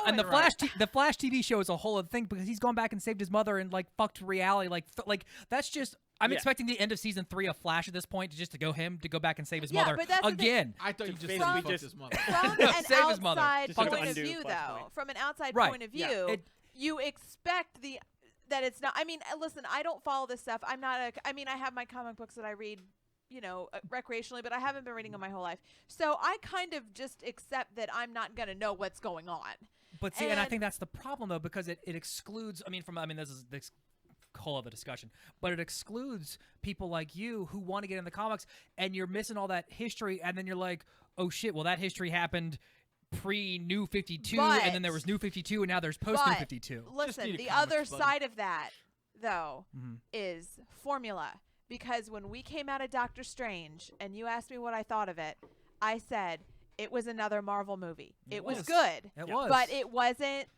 There wasn't a lot to work out and play with, Mhm. which is good for mass appeal. But Provide great clarity for how Doctor Strange fits into the Marvel Cinematic Universe for his eventual return in both Thor and then. Yeah. Civil well, War. even the 3-act structure was very similar too. Sarah brings up a really good point, though.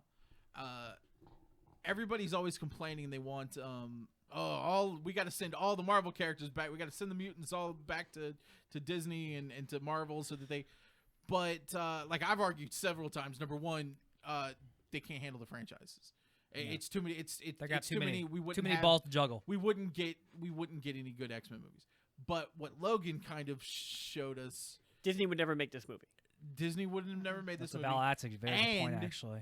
And I don't think Disney would have taken a chance on even a PG-13 version of this movie. no, They I don't would think have so put it either. I don't- into a I- kind of formula. I think it that would have fits with gotten Marvel. PG-13. I think the issue for me when you think about sort of that sort of structure and sort of like what Logan is doing or not doing in terms of timelines is it never really asks you to put it into a timeline, right? Like at no point Yeah, did I because feel that's like the true. film demanded of me that No, I you're right. figure out where this goes. That I was sitting there This- puzzling over it. just Like said, where like, does this it's go? It's like 2026. And we're they in the referenced future. they referenced different trilogies. They've referenced the original X-Men trilogy that we know from Fox from the early 2000s. Yeah. And it referenced the Wolverine trilogy, some of his dog tags and like the samurai sword from the Wolverine, and it's Yeah. even referenced the prequel trilogy. The current trilogy. Yeah, I the guess, current is how the you'd current sort of X-Men frame it. trilogy, yeah. But this movie has the luxury. It didn't have to tell us the time because you know what? It's the end. This is the final Well, an end. chapter. It is an yeah, end. an end. Yes. Sorry. Sorry, You're- I sh- that's actually a better way of You're putting it. gonna I don't s- word good. I guarantee you're gonna see a Wolverine in Oh. the next X-Men. You know what? I hope it's Daphne Keene because that girl was awesome. Which She I was will badass. say, How it so- works But with how the does it work? timeline. That's the thing. Which is like you think about like how they doesn't- want to extend this, how they want to create sort of a franchise from this. It's like they're just creating a whole new effective. Like I don't even read the comics enough to know what that even looks like. But We do some time travel bullshit. We pull her into the current trilogy. Bada bing, bada boom. She's in it. I think But you know that what? would have been the biggest difference if Disney had this movie. then it is would have the been way more they franchise focused to Yeah. kind of think through in those No, terms. Good. yeah, but Yeah. also I think they would have treated that little girl's character in a really different way, and I think that would have been to the detriment of that Oh, character. absolutely. Yeah, 'cause yeah. And not to say that Disney. She would have been more of a victim than. Well, an actual- Disney does. They've come a long way when it comes to treating their women characters. They don't have the best track record, but they have evolved, and They're getting you know better. they're getting better. And but I think that they're so cognizant of that they would have lost a lot of the story with the girl. I just don't know. I mean, like, it's hard to counterfactual like what the Disney X-Men movies would look like. Yeah, This is just such you're right. different development structures. And Fox's logic also, like, the reality is that because Fox really has this sort of limited frame of what they can do with these characters, once the Marvel sort of stock went up in light of the Avengers, in light of sort of like Disney's investment, I think they kind of had no idea how to approach that, right? And so they went full reboot. They kind of been gradually getting back into it. I think this demonstrates that the most confident Fox feels when it comes to the X-Men is doing stories like Deadpool and Logan that are not typical superhero films. It annoys me that the as much as I love the X-Men, the only time I've ever gone to the movies and felt like I was watching the X-Men has been Deadpool and Logan. And the very end of X-Men Apocalypse. And the very end of X-Men Apocalypse. Why did it take the very end to put them in the classic suits? That's all I want. Yeah. Well, not all. You definitely want more than that. But yeah, no. I mean, what about I think X2? I mean, X2 is probably arguably minus Deadpool, Logan, probably top 3. Yeah, but I never felt like I was watching the X-Men. Okay. I All right. never, X2 is the better. It's the best movie. like, but that's even again. when I That's got not the question. like even when I got a fastball special, I was like, What does it This doesn't feel feel right. like to watch the X-Men, having literally never felt like anything watching the X-Men? well, that's the problem. I'm the same as you. I don't feel anything when I'm watching the X-Men, And you should. and I should because these are characters that. I feel like I'm I'm doing movies intimate wrong with. now. How Well, should I think. I mean, But see, here's the thing. No, Matt's I got don't the feel history. that. I don't feel that spark of like when I go and see Captain America on the screen. No matter what they've changed his costume, whatever they've done, I feel like I'm watching Captain America Because they get the characters right. because they get the characters. And we've said that plenty of characterization times on right. the show. Okay, all right, now I know what you mean. Like when they take a character that you know and love really well, yeah. and they don't serve that character the way they should be. served. Right, like if they did a Or new an Mary ensemble, Poppins, or okay. They're doing a new Mary Poppins. Yeah, and they it are. wasn't like Julie Andrews. I mean, Emily Blunt's not the worst replacement, But she comes on and she's like, she doesn't have the bag or the umbrella. She's got like a vacuum cleaner. She rides a vacuum cleaner. Like I kind of like just like tiny little things to the left that Yeah. I'm just like I don't recognize. That's Hocus Pocus, which is another great ensemble that I'd be really pissed if they screwed up. I and think that will happen. That will happen. know They it will will. 100% reboot Hocus I Pocus. know, in Give I it know. LA. time. Break We're my getting heart. Jared Leto starring in Tron, guys. All right. Oh yeah. I refuse to believe that Disney That'll will make never- another Tron movie. nah. But anyway, I don't know. They got that new coaster over in Shanghai, and Shanghai Disney's not doing well. Roller coaster. It's weird that they Yeah. Not can't drink coaster. I'm with you now. I was like, so they're making coasters? We're worried about this now? just for Shanghai Disneyland, What? just for Tron. It's like it's a neon The Chinese coaster are What a weird. that weird it marketing. kind of glows on its own, and then when you set it down, Daft Punk plays out of it. It's so Okay, I hard. want that coaster, That's 100%. pretty cool, I know. Can we get those coasters in the U.S.? It's so hard to awesome. explain though because it's really like like Everybody this- would feel a different version of it. Feel They like- all have their Yeah. own franchises like that would it's create like that. describing like like what it's like to like know Keith. Like if there was another Keith but he wasn't quite right. Shemp Keith. Yeah, if there was a ship Keith. Oh, Like there's a soul to characters, even to characters that like Yeah. cross media, and that's what Marvel does really well is they're able to somehow capture the soul.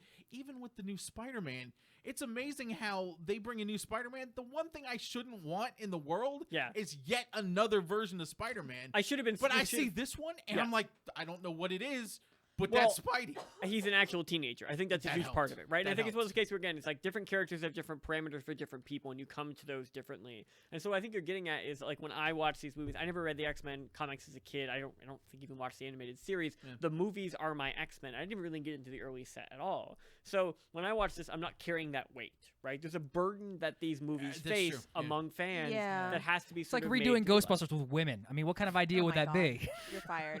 No, I'm with you though. I don't have that. Yeah. I went into this like, okay, Keith picks the movie. and And I'm that. jealous of that. Like I'm not. I don't want to not see my X-Men. Like To, you to know be what I fair, mean? we went to go I'm see not- it's Firefly not in a or shitty Serenity, way. and I was very jealous of you for getting to Well, see Serenity we- in that. Oh, Sure. right. We've encountered that a lot Sure. in our relationship though, because you'll share with me stuff that you're really, really into. Mm-hmm. I'm seeing it for the first time, and these two guys are like, I wish I could watch Firefly for the first time again, and I'm like, Yeah. what's pretty Despite good. having watched Yeah. it 20 times. Or I mean, Like, even like Scott Pilgrim. I wish I could experience. yeah, Scott Pilgrim. I watched Scott Pilgrim It's for just the a first feeling time, I and get. and that well, that's how it is though, and it's gonna be like that. But with it'd be like any- you. It'd be like you. I mean, to put it in perspective, it'd be like you watching The Princess Bride. Yeah. For the first time again. You Yeah. know. After be- reading the book, though. Right. You know, Well, I think wish that I could read the second book step- again for the I first mean, time. like in a lot of cases, like when you think about like TV examples as being the best case of that, like so, I've written Game of Thrones reviews for the AV Club, sort of for a book reader perspective. So you have like this major franchise. These Look at people. Miles over here name dropping and I know. shit. What can I say? Club. What can I say? AV Club. But it's old news for me, and so therefore I drop it without hesitation. But what happens? Name drop away, man. What happens, I think, in some cases, is that people have lived with these books for like 15 years, right? Yeah. They've kind of it's Yeah. like they know what these characters are The characters to them. have a history. And then they see that come on screen, and it's like sometimes they are unreasonable, where it's like they didn't have this thing, and I'm like, look, I it's used to for be it that to way. come I down- used to be that way. For it to come down to that, I feel like is a position that will not be healthy for you. So I say that not because you're crazy, but rather because it's not a good. You're never going gonna to get what you Yeah. want. Well, like It's impossible to get what you and want. see, that's the thing. When like these superhero movies started coming out, I was really pissed. I was a purist in every form of the word, and we had the Sam Raimi Spider-Man, and Green Goblin had like a body armor with a face mask on. I was like, what the fuck is this shit? I want to see a purple hat. I was like, this is 2002. I should be able to get some sort of CGI thing, where we see something similar to the comics. It shouldn't be that difficult. But as time went on, I was like, all right, movies are a separate universe and that kind of thing. Oh. So it takes a lot after you've invested so have much to time. know I have Fine. an example. Adaptation. I have an Yeah. example. It's a recent one for me too. So, Miles, to catch you up, I did not read or watch Harry Potter until last year Okay. because I wanted to read the books first, Yes. and I knew that the books were going to be a time and emotional investment. So what did her loving boyfriend do except buy her all the hardcover collection of this entire series? And then then his you cold, listen to callous it. girlfriend listened to it. Downloaded them all on Audible. But I'm very grateful that we have the books because one of these days. I know. You want those books on your bookshelf, though. We regardless. do. They and still look good. I I will don't read care. them, and They are pretty. they will stand up. But when we watch the movies, and today we were leaving, and I made some obscure reference, and Because I've only he's seen the never- movies. Yeah. So I made some reference, and Keith was like, "I don't know what you're talking about." Chocolate to the Death Eaters, or the Oh, to give Chocolate chocolate after after the effect, Dementors, yeah. which is in the Dementors, movie. that's It is in the movie, but it's more subtle. They don't talk about they it don't all the talk time. about In the it. books, they repeat things constantly. Yeah. Because J.K. Rowling is a repetitive writer. I like those books, but she is. She is. You're right. You're absolutely right. So, I mentioned that earlier, and I said, "Oh yeah, it's in the movie." What are you talking about, Remus gives them some chocolate on the train, but then that's sort of They it. never really explain Yeah, they don't why. explain why. They go into it in the book, and it's a whole thing. Yeah. You see a lot more of Madame Pomfrey Yes. in the Yeah. in the book. So that's the sort of I thing like the where Death Eaters. Expecto But no. Patronus. so that's Am I the doing sort it right? of thing though, All right, good. Patronum. but where There like we go. Wingardium Leviosa. You're closer there, but yeah. But no, you Good have job. that feeling, Hogwarts. right? Yeah, Where it's just like that's the I have thing. a different sense of this than you do, and the movies might not have done everything you wanted. Well, that's how. So in The Princess Bride, right? I love the book. I love the book. It's my favorite book of all time. I read it probably twice a year. Great book. I love the movie. I saw the movie first, which meant that when I read the book, I pictured the characters, and it was so well cast that helped. Yeah. That happened too with Harry Potter, despite the fact that I never saw the movies. You saw the images, because I trailers, like knew they who- lived in the universe. Yeah, I like- knew who they were. So that was also a well cast movie. So I was able to put it together, and that helped. But in going back and forth between the two mediums, I immediately pulled out everything that was wrong. And some of it bothered me and some of it didn't. And that's what you guys are experiencing. Yeah. Am I right? Did I get it? Yeah, no, you got it. And the same thing. I thought of another example. Hitchhiker's Guide to the Galaxy. I was so pissed that the Starship Heart of Gold was this giant sphere, when in the book it specifically says it's shaped like a tennis shoe. I lost my shit when I saw the movie. I was like, this movie sucks. I hate it. Oh, well. But now I've come to, a lot of appreciate people it a little hated more. that movie. Like, I I've, didn't like that movie. I've come to appreciate it a little more now. But, I anyways. did not like them. It was a movie. Yeah. It was a that movie. happens. Our worst. That's like The the worst thing you can we say. to The one, anything. if you're on a radio It's a show movie. talking openly about a film and all you can say is it's a movie, It's a movie. that's what that runs. Yeah. It happened. One thing I thought that Logan did really, really well is it didn't hold your hand on anything, and it left the whole Eden thing open Mhm. to Yeah. interpretation. It left a few things open because I also, I've seen it twice, and the first time I thought one thing about why Logan was dying. I had one concept at first at the beginning. The first time I saw it, then the second time I saw it, I was like, oh, okay, well maybe Why it's this. did, okay, the first time. Yeah, I was what gonna is- say, why I'm did you First, do curious. it? first time I thought they had put something in like everyday kind of food to kind of weed out the mutants, like some sort of cure or some sort that of. was they did. But then the second time I That saw was it, to sterilize the mutants. Though. okay, Yeah. but that, see, that and I was see, all in the I thought goods that and was what was stuff. And I felt that taking coming out- too. I thought that's what was taking out Wolverine's healing powers, and that's why he was getting sick and getting older.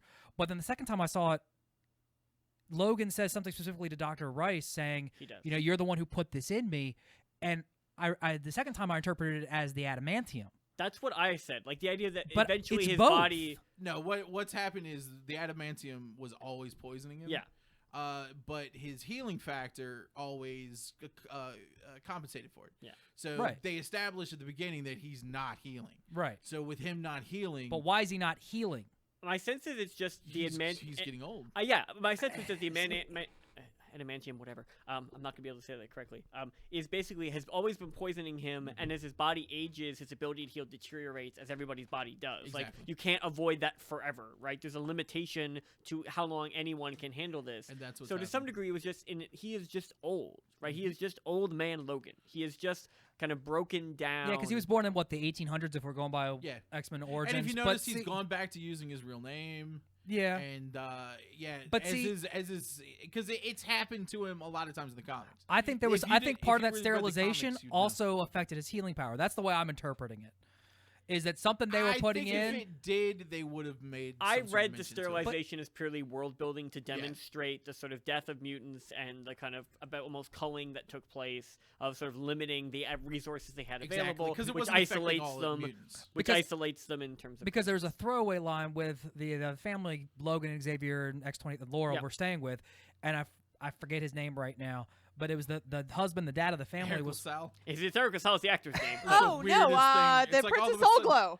Yeah, that's true. That's That true. was super Coming good. coming to America, Soul Glow. And when he I when was his thinking- all of a name sudden showed up in the ER guy. credits early That's on, I was just like, how is Eric LaSalle in this movie? hey, I'm glad he's still getting. I'm work. not mad. I'm not mad. I It's the would. first time since ER. I was gonna say like for me, Yeah, that's it's like been a I had while. not Good. thought about And it. I liked that. I mean, I think that was probably the middle part where you were getting a little That was- tired, that was but the exact uh, part. I'll jump back to. I have a comment on that one, but Yeah. but he said something like how about they how treated that how family. the corn. Oh, I mean, it was too predictable.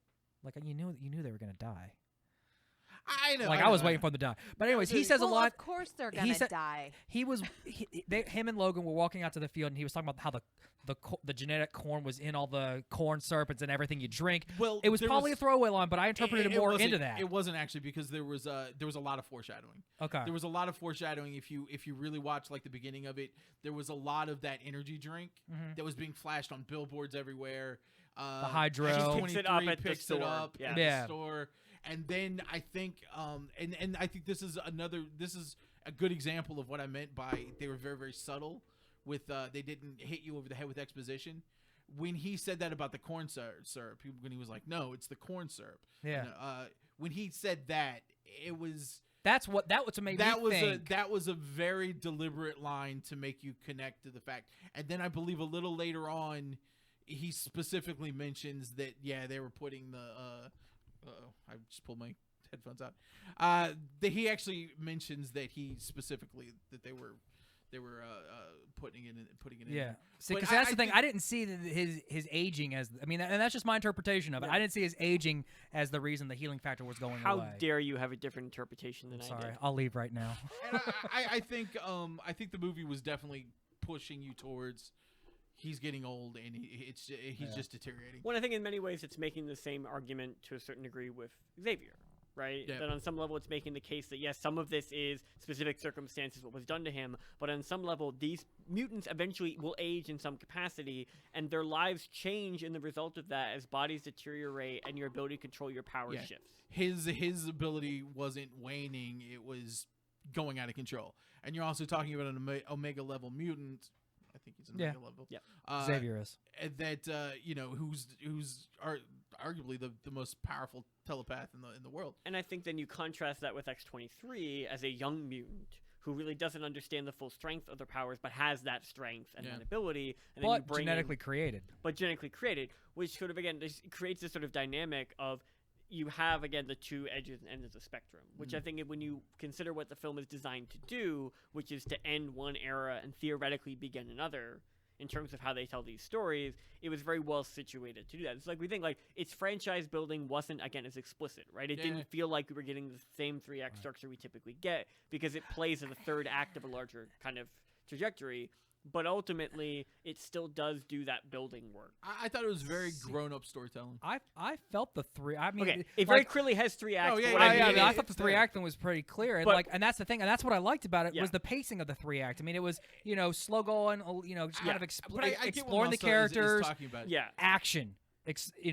act But- 2, But Slow exploring the down, characters. It was roadshow. very much like Last of Us. Yeah, I was gonna say like we were talking about this. We were together, so does the role of Last of Us. I think what I mean by the lack of 3-act structure, I mean it wasn't that typical 3-act structure where you get to the end of the movie and it gestures outward. Like they solve the immediate threat and then it moves out. I guess I was thinking more the kind of typical Marvel 3-act structure than it was a 3-act structure. It's a very clear 3-act structure. All right. But it doesn't fall back on the tropes of the 3-act structure. Like it's very loose with exactly how they come to the build up to the climax, and it absolutely does not rely and beat you over the head with exposition. Whenever characters are talking, and this is why it just reminds me of an indie. Whenever characters are talking, they're talking as their characters, not to necessarily advance the story. And a lot of times, especially with 3-act structures and Hex, you'll get the characters a lot of times will be talking specifically to point out things like, oh, well, they're putting the impotent sauce in this power drink. That's what I don't like about Marvel movies. And they do that a lot. They do that a lot in Marvel movies. And from like a storytelling point of view, you're never supposed to have characters recap things they already know.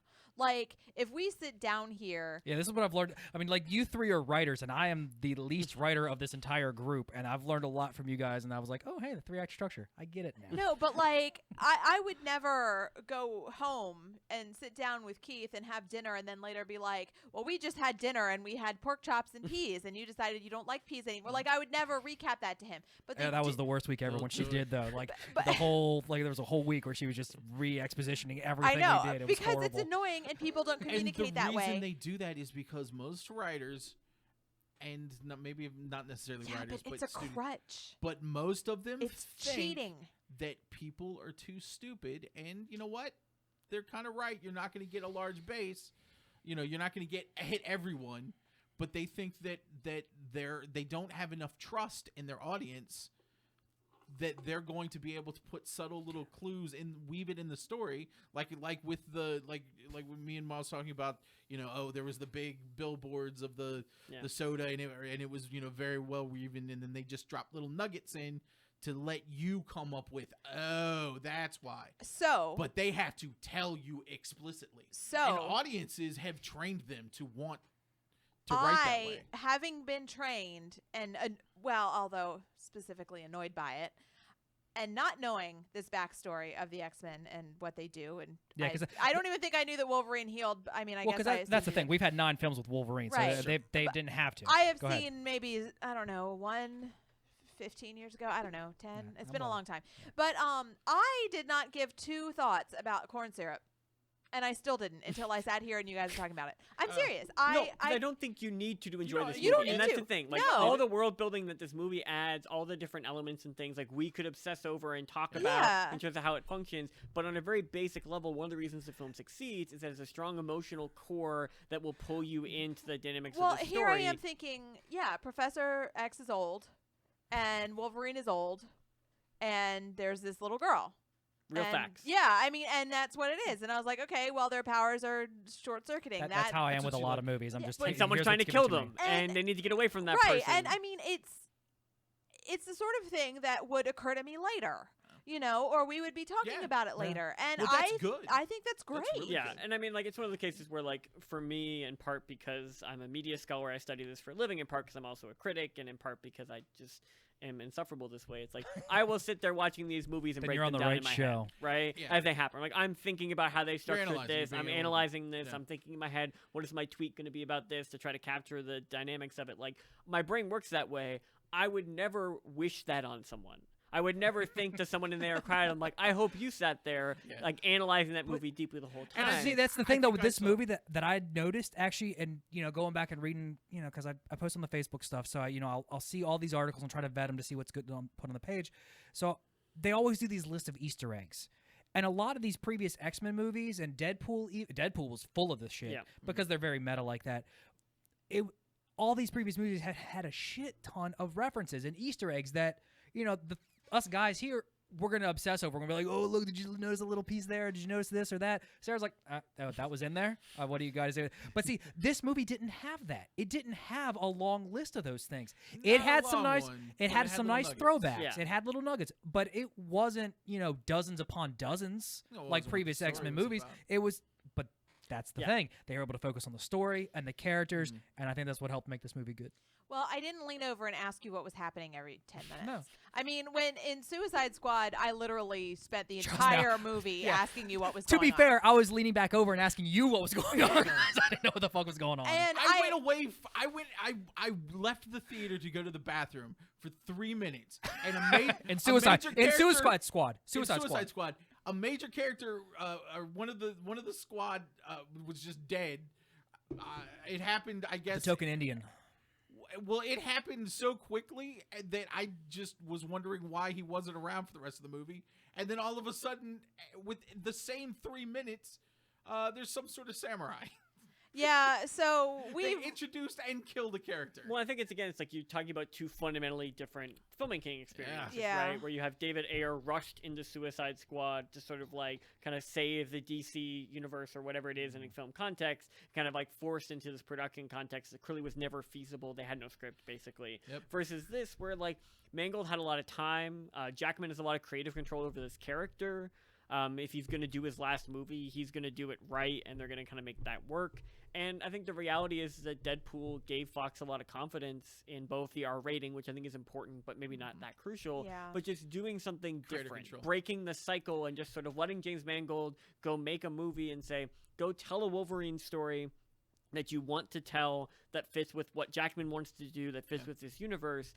And if that lands, it creates something new. They're seeing that and potential. that's the I'm difference. worried that they're going to start doing a bunch of R-rated movies when they don't need to now. That is a concern. that is a good. I think that's a valid concern. Because they're going to say, oh, look at Deadpool, look at Logan And making they're all going this to. money. Listen- And then we're going to get an X-Men movie where Colossus is punching the head off somebody, We're and that's not so Colossus. Used to Here's the difference. seeing anything successful just get beaten to death. Yeah. I think that's an incredibly valid concern. Here's the difference, though, and why these two rated R movies work. Because I think I said Oh, the I know exact same why they thing. work. I said the exact same thing when Logan was announced as an R right after Deadpool. I was like, well, this is just a big cash in. Mm-hmm. But the difference is that those two movies have champions, and that's what X-Men doesn't have.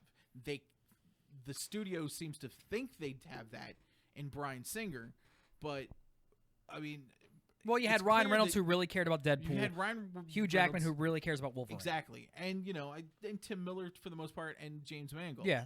So you had a creative team that really cared and championed doing it the way they wanted to do it, and the way they felt the fans wanted to see it, and movies that couldn't be told within the constraints of a PG-13. I'm just worried we're gonna get the next, are. X-Men movie is gonna be R-rated, and we're gonna have X-Men. I don't think. No, I think they're. I'm worried that they're going here's to. the I thing. hope not. I don't think it's going to be X-Men, but you're going to see it. You are not crazy for It'll probably feeling. be X-Force. I will say you are not crazy for feeling that studio executives will not take the right lessons from things, because they never take the right lessons Never. from things, right? And I think it's one of those cases where when you look at Deadpool, if this was part of the lesson from Deadpool, thumbs up, right? Like 100%. I'm glad this happened. I like Deadpool. Okay, it's not find a little grating at times, but ultimately it's a fine little Yeah. piece of It's fun. yeah.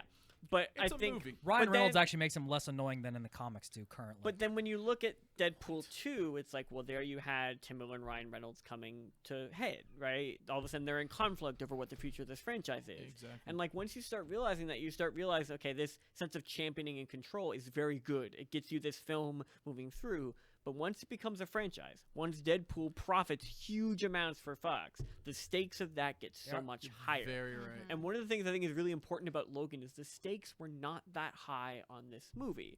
They budgeted under $100 million, so in blockbuster scales, it was fairly limited in kind of scope. They knew it was going to be the last Wolverine movie they did, so they had a built-in marketing With plan. Jackman. Yeah, with Jackman, obviously, yes. So they knew they wouldn't have to kind of like market this in a whole new way. They kind of knew what the hook was immediately. Well, and the R rating didn't have them merchandise for kids either. Well, yeah, so Well- they kind of were able to focus on what they wanted to focus on. The movie really hit no road bumps. But like when they go to make a new Wolverine movie, let's say, right, revamp, kind of find a new way into this, cast somebody new, introduce them in the X-Men movies, and spin them off. Give it a few years. Let Yeah. Daphne Keane grow up. I'm in. What happens then? Right, like what happens to that movie, right? What are the long-term lessons? Short-term, I feel like for the most part, we're probably not going to immediately jump into this, but there's a lot that they can do, and I feel like we saw what happened when DC got ahead of itself, trying to plan something out, trying to make sort of this like whole universe happen. I feel like Fox has not really done that yet. They've been a little bit more sort of conservative of just creating the X-Men films, letting the spin-offs kind of do what they do, but now the spin-offs broke out big, right? Yeah. Logan's doing better than they expected. Obviously, Deadpool went well. You got to Love remember, that. this wasn't their first attempt at a spinoff. We had X-Men Origins Wolverine, which, brought in a lot of money because everyone was What's excited this to see movie it. you're referring to? Yeah. I've wiped this movie from my memory. But the reason I bring it up, though, is because we were going to have an X-Men Origins Magneto as well. And that got scrapped. As soon as the ratings for Wolverine came back in, they scrapped The it. worst part Don't was they they have a canceled all the show? X-Men Orgies series. They're doing so. There's Well, technically the show two what? X-Men related series that are currently in development. Maybe even three. Like a TV show. Is anyone watching Legion? I watched It's on- the first it's on my three. list. I have it on my view, and Okay, I haven't gone. For the and record, watched I it think yet. the first three are good. It's a little esoteric. I've heard the fourth episode is just like My the Blood most one? mind-bending thing that's ever been put on television. Got to get into it. Okay, I'm doing But it this it's weekend. good. I haven't got to the fourth yet. 40-minute episodes? But yes, a little longer. Okay. Because it's FX and they FX, like to go yeah, a little they like long. to And go Okay, Noah that's Hawley's fine. not going to stick to time slots because that's who he is. But there's also an X-Men project being there's obviously the Inhuman show at ABC, but there's also a Fox X-Men project on Fox Yeah. that's being developed. Amy Acker was just cast in it, if I remember correctly. Yeah, That's I why. think That's why the- Sarah. That's Sarah. That's Yeah. why you were That's why thinking. it's in Yeah. my It's- brain. yeah. Because So I saw it on the Pop looks like it's- Facebook page. From what I saw, I think it's going to be like parents have mutant kids and they kind of go on the run with them. Okay. But I mean, Hulu's also doing Runaways, so Yeah, but those Have we aren't heard any mutants. update on I know, Runaways? I though? know, I know. Yeah, there were Where's the updates mutant? and casting like last week Well, for Runaways. And then we also I don't got remember. the. They announced Cloak pretty and much the Dagger. entire cast for Runaways. And Cloak and Dagger just Yeah. finished filming. Yeah, so but many, That's Netflix. so isn't many it? things are happening. Freeform, that's ABC Freeform. Family. So I think you see sort of like this proliferation. Dead Series. That's what it's called. We'll see what happens when somebody like tries again to do what ABC and Marvel failed to do, which was make Agents of Shield a meaningful part of the Yeah. Marvel Cinematic Universe. I feel Hey, I like still hang on to that. the ratings on that show demonstrate the lack of long-term viability of such efforts. But And I the feel like fact there's that you still this can't watch an temptation. episode without wanting to hit yourself in the face with a hammer. It has little nuggets of goodness. You just gotta find them. Yeah, if you can Power stop hitting through. your And face live with a with it. hammer. But since we're that getting- did invent the question that's very frequent in our household: is he dead or is he Coulson dead? It's true. Comics have that bad habit. We, Okay, let's do a quick roundtable then. Before we're getting close to wrapping up, and Kanye Yeah. West Twitter bot. Yep. Let's do a quick roundtable. What do you want to see as the next Wolverine movie? Like, what do you want to see as the next Wolverine story, cast, whatever? What do you want to do? Miles, you're our guest. Start off. I guess I want to see those kids. I think we talked about Eden and how it kind of leaves it open. I really love the idea of just sort of these kids being brought together to something that does not exist, but rather they make by nature of their shared. We don't know if sort it of- exists or not. I 100% believe it does not, for the record. I think that Eden ultimately It's was MacGuffin. what they kind of created and moved from there. But it's a meaningful MacGuffin in the way that MacGuffins take on meaning for people who need hope. Exactly. I like the dynamic that we got from them in the few minutes we had. I thought there was a lot of fun. I like those kind of clear leader dynamics, kind of different components. I like that idea. I also feel like it's a fruitful environment to tell the X-23 story within. So I would like to see a continuation in that respect. I would like to see the emotional So weight. from that timeline, continuing on. I would like to see the emotional weight that this film created actually carry through, because like the way the film ends, I think really resonated. But I think it also clearly resonated with X-23 got in ways that I Colin. would like to see that development. What? We got to call. Hold on. Caller, go ahead. Caller. You have the button on? Is it a fax machine? The Oh, there button's they go. on. Hang on. Button's Sorry. on. Caller, try again.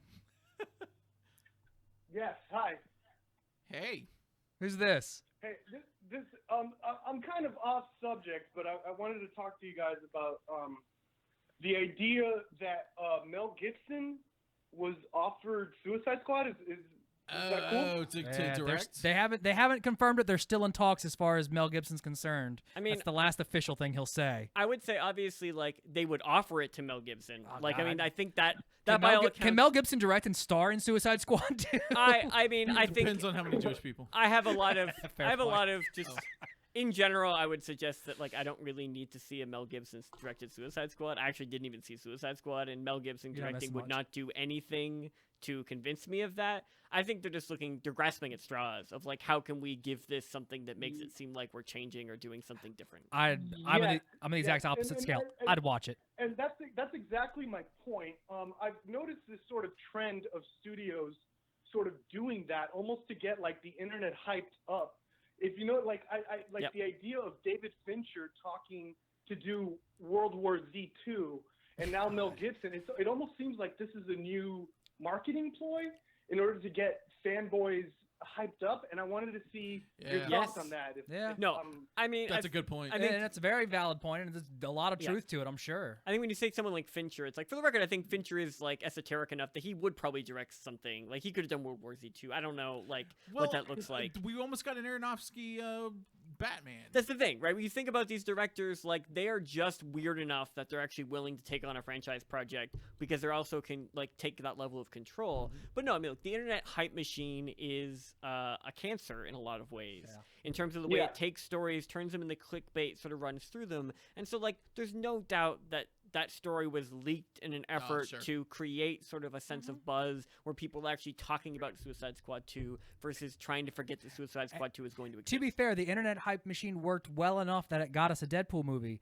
Someone released that Deadpool test footage, and boom, Ryan we got Reynolds. one of the best movies as with mutants, as far as I'm concerned. I think the distinction there, like the myth of that is very nice, and I think that serves the film in a lot of ways. But I think the reality is that's also, again, driven by the creatives involved in the project based on something Yeah. concrete. And the This studio's is- involvement. This is driven by agencies. This is driven by studios. This is driven by sort of those levels of trying to just kind of play the machine in the way they want to. And so for that reason, when I read Mel Gibson maybe directing Suicide Squad, first thing I think is, no, he's not. Like, Nice. I don't think that's Yeah. going to happen. I think that's going to break down. That's one thing. But I think it's also a matter of that exists to serve the sort of need for a narrative to be told, right? That a movie's development period, we now know everything. We know every single casting. We know every pre-production moment. We know when they hire a costume designer if we so desire. And so as long as we're invested through all that stage, We've talked about that a lot. And that's why I try to avoid posting rumors until I have confirmation that someone has been Yeah. hired or, we got this actor on board. Rumor mills don't do it for the So Pops someone page. shot Mel Gibson a tweet that was like, "Hey, want to direct Suicide Squad?" And then that was probably it. they ran into an, let's say, industry party. I doubt Mel Gibson's on Twitter. But like an industry I hope party, not. you Jeez. run into Mel Gibson. Although he would fit with the whole anti-Semitic wouldn't approach you on know? Twitter. I think No? the, No, the- he's got good handlers. I'm sure they took that shit away from him. you'd think, but you never know sometimes. Yeah, that's- but I think to your amen to point, that. that in a lot of cases, I think, someone like that, the story gets leaked, that it goes somewhere, and it becomes a story. That it becomes truth or not is a Yeah. different question. I agree. Great question, caller. Where are you calling from? Miami. Oh, Oh, wow. ooh, Well, first thanks for Miami call. listening. Yeah, definitely. Okay, well we gotta we'll let you go. We've got to get wrapped up. Yep. And Oh, that yeah. means And stay tuned for Deprogram next. and that Thanks for means calling in, man. One thing, it's time for me to stall Kick it enough. in. Yeah. For those who are new to the show, Miles, yourself included, we have a Kanye West Twitter bot where we put his tweets through our fancy robotic machine and it reads back. We spent a lot of money on this machine too. All the capital investment. Yeah, basically, it's why we're in the studio. We spent most of the money on this machine. And it's, Kanye always is dropping wisdom. and on it's us. about as reliable as Not a Kanye, too. ratio. Okay, fired up. Let's see. We dreamers here. We got couches in our dreams. Kim bought all the switches. We naked and we playing Zelda. Hey, I don't know why I tweeted that out. Good to know that he's staying up in the There gamer you community, you know? Yeah. He would. He did Yeah, design. exactly. He would. Yeah. That's the whole point No, here. he designed would. a game that was a big flop, didn't he? Well, Like yeah, a it was year about his ago. mother's It was like about death. His mother His going mo- to heaven. Yeah, everybody wanted to make fun of it, but it's like, eh. Have you made a game about your mother going to Yes. heaven? Nope. Serious All right. games are a big deal right now. Like, we work through our feelings by making video games about them. That's how things work. I so. guess. Or watching This Is Us, which is a whole other. I just episode. play Cry video. I just fest. play video games where I can destroy things. That's how I get That's through. how I get through my feelings. And that's what I'm gonna do now. Miles, thank you so much for coming in. You lent us an kind of a sense of Professionalism, professionalism. insight. Hey, we got our first caller Insight. on the night Miles was We got our here. first call. I know that made us look really We professional. had lots of calls before. I don't know what you're talking about. You mean I'm first sure. caller from Miami? Yes. Yes. Obviously. Outside of the state. But seriously, thanks for calling in, and it was a great question. And if you want to call in, you can call in every Tuesday at 8 p.m. It's Eastern popped time. 8 to 10 on the Facebooks, not so much, and the YouTube, Not tonight. We had some problems with the Facebook, and but the Twitches, and everywhere else that you can find quality programming like this. well, you got Facebook.com/Popped Show, That's right. Twitter.com/Popped Show. Boom, Brandon. Got it right this time. They I were kinda, different for an embarrassingly long amount of time. And that's my fault because I know squat about marketing until I started hanging out with no, these two. it's So that because you started the Facebook page and I started the Twitter, and that we didn't talk And about it. For some and reason. as a loving couple in a relationship for the past 2+ years, Prove it. we have perfect communication. But now we're So, both Pop Show. Yes, we're both Pop Show on Facebook and Twitter. Make sure you follow because Keith does an amazing job bringing you. In fact, I have so much crap sometimes posted. I feed him news that I read on the pop page. Yeah, it's Like, kinda Yeah, Did it's you pretty see much this? it's pretty much a Yeah. challenge right now, Yeah. Miles. I That posted it. if these two can find an article faster than I can, and I haven't already scheduled it for a post. So, Sure. but you guys have given me plenty of stuff as well. Deaths we do really well Sure. on. So, but yeah, Sir, Let's make not sure to go- follow You want Facebook. to do it? You want to do it? What are we doing? No, I don't want to do it. You don't want Again. to kick it I to don't him? want to do it. Keith, What? you want to kick it to him? Sure, let's kick it to him. Kick it to him. I don't know what do we. Failed conservatives place out. See, we don't know what we're doing.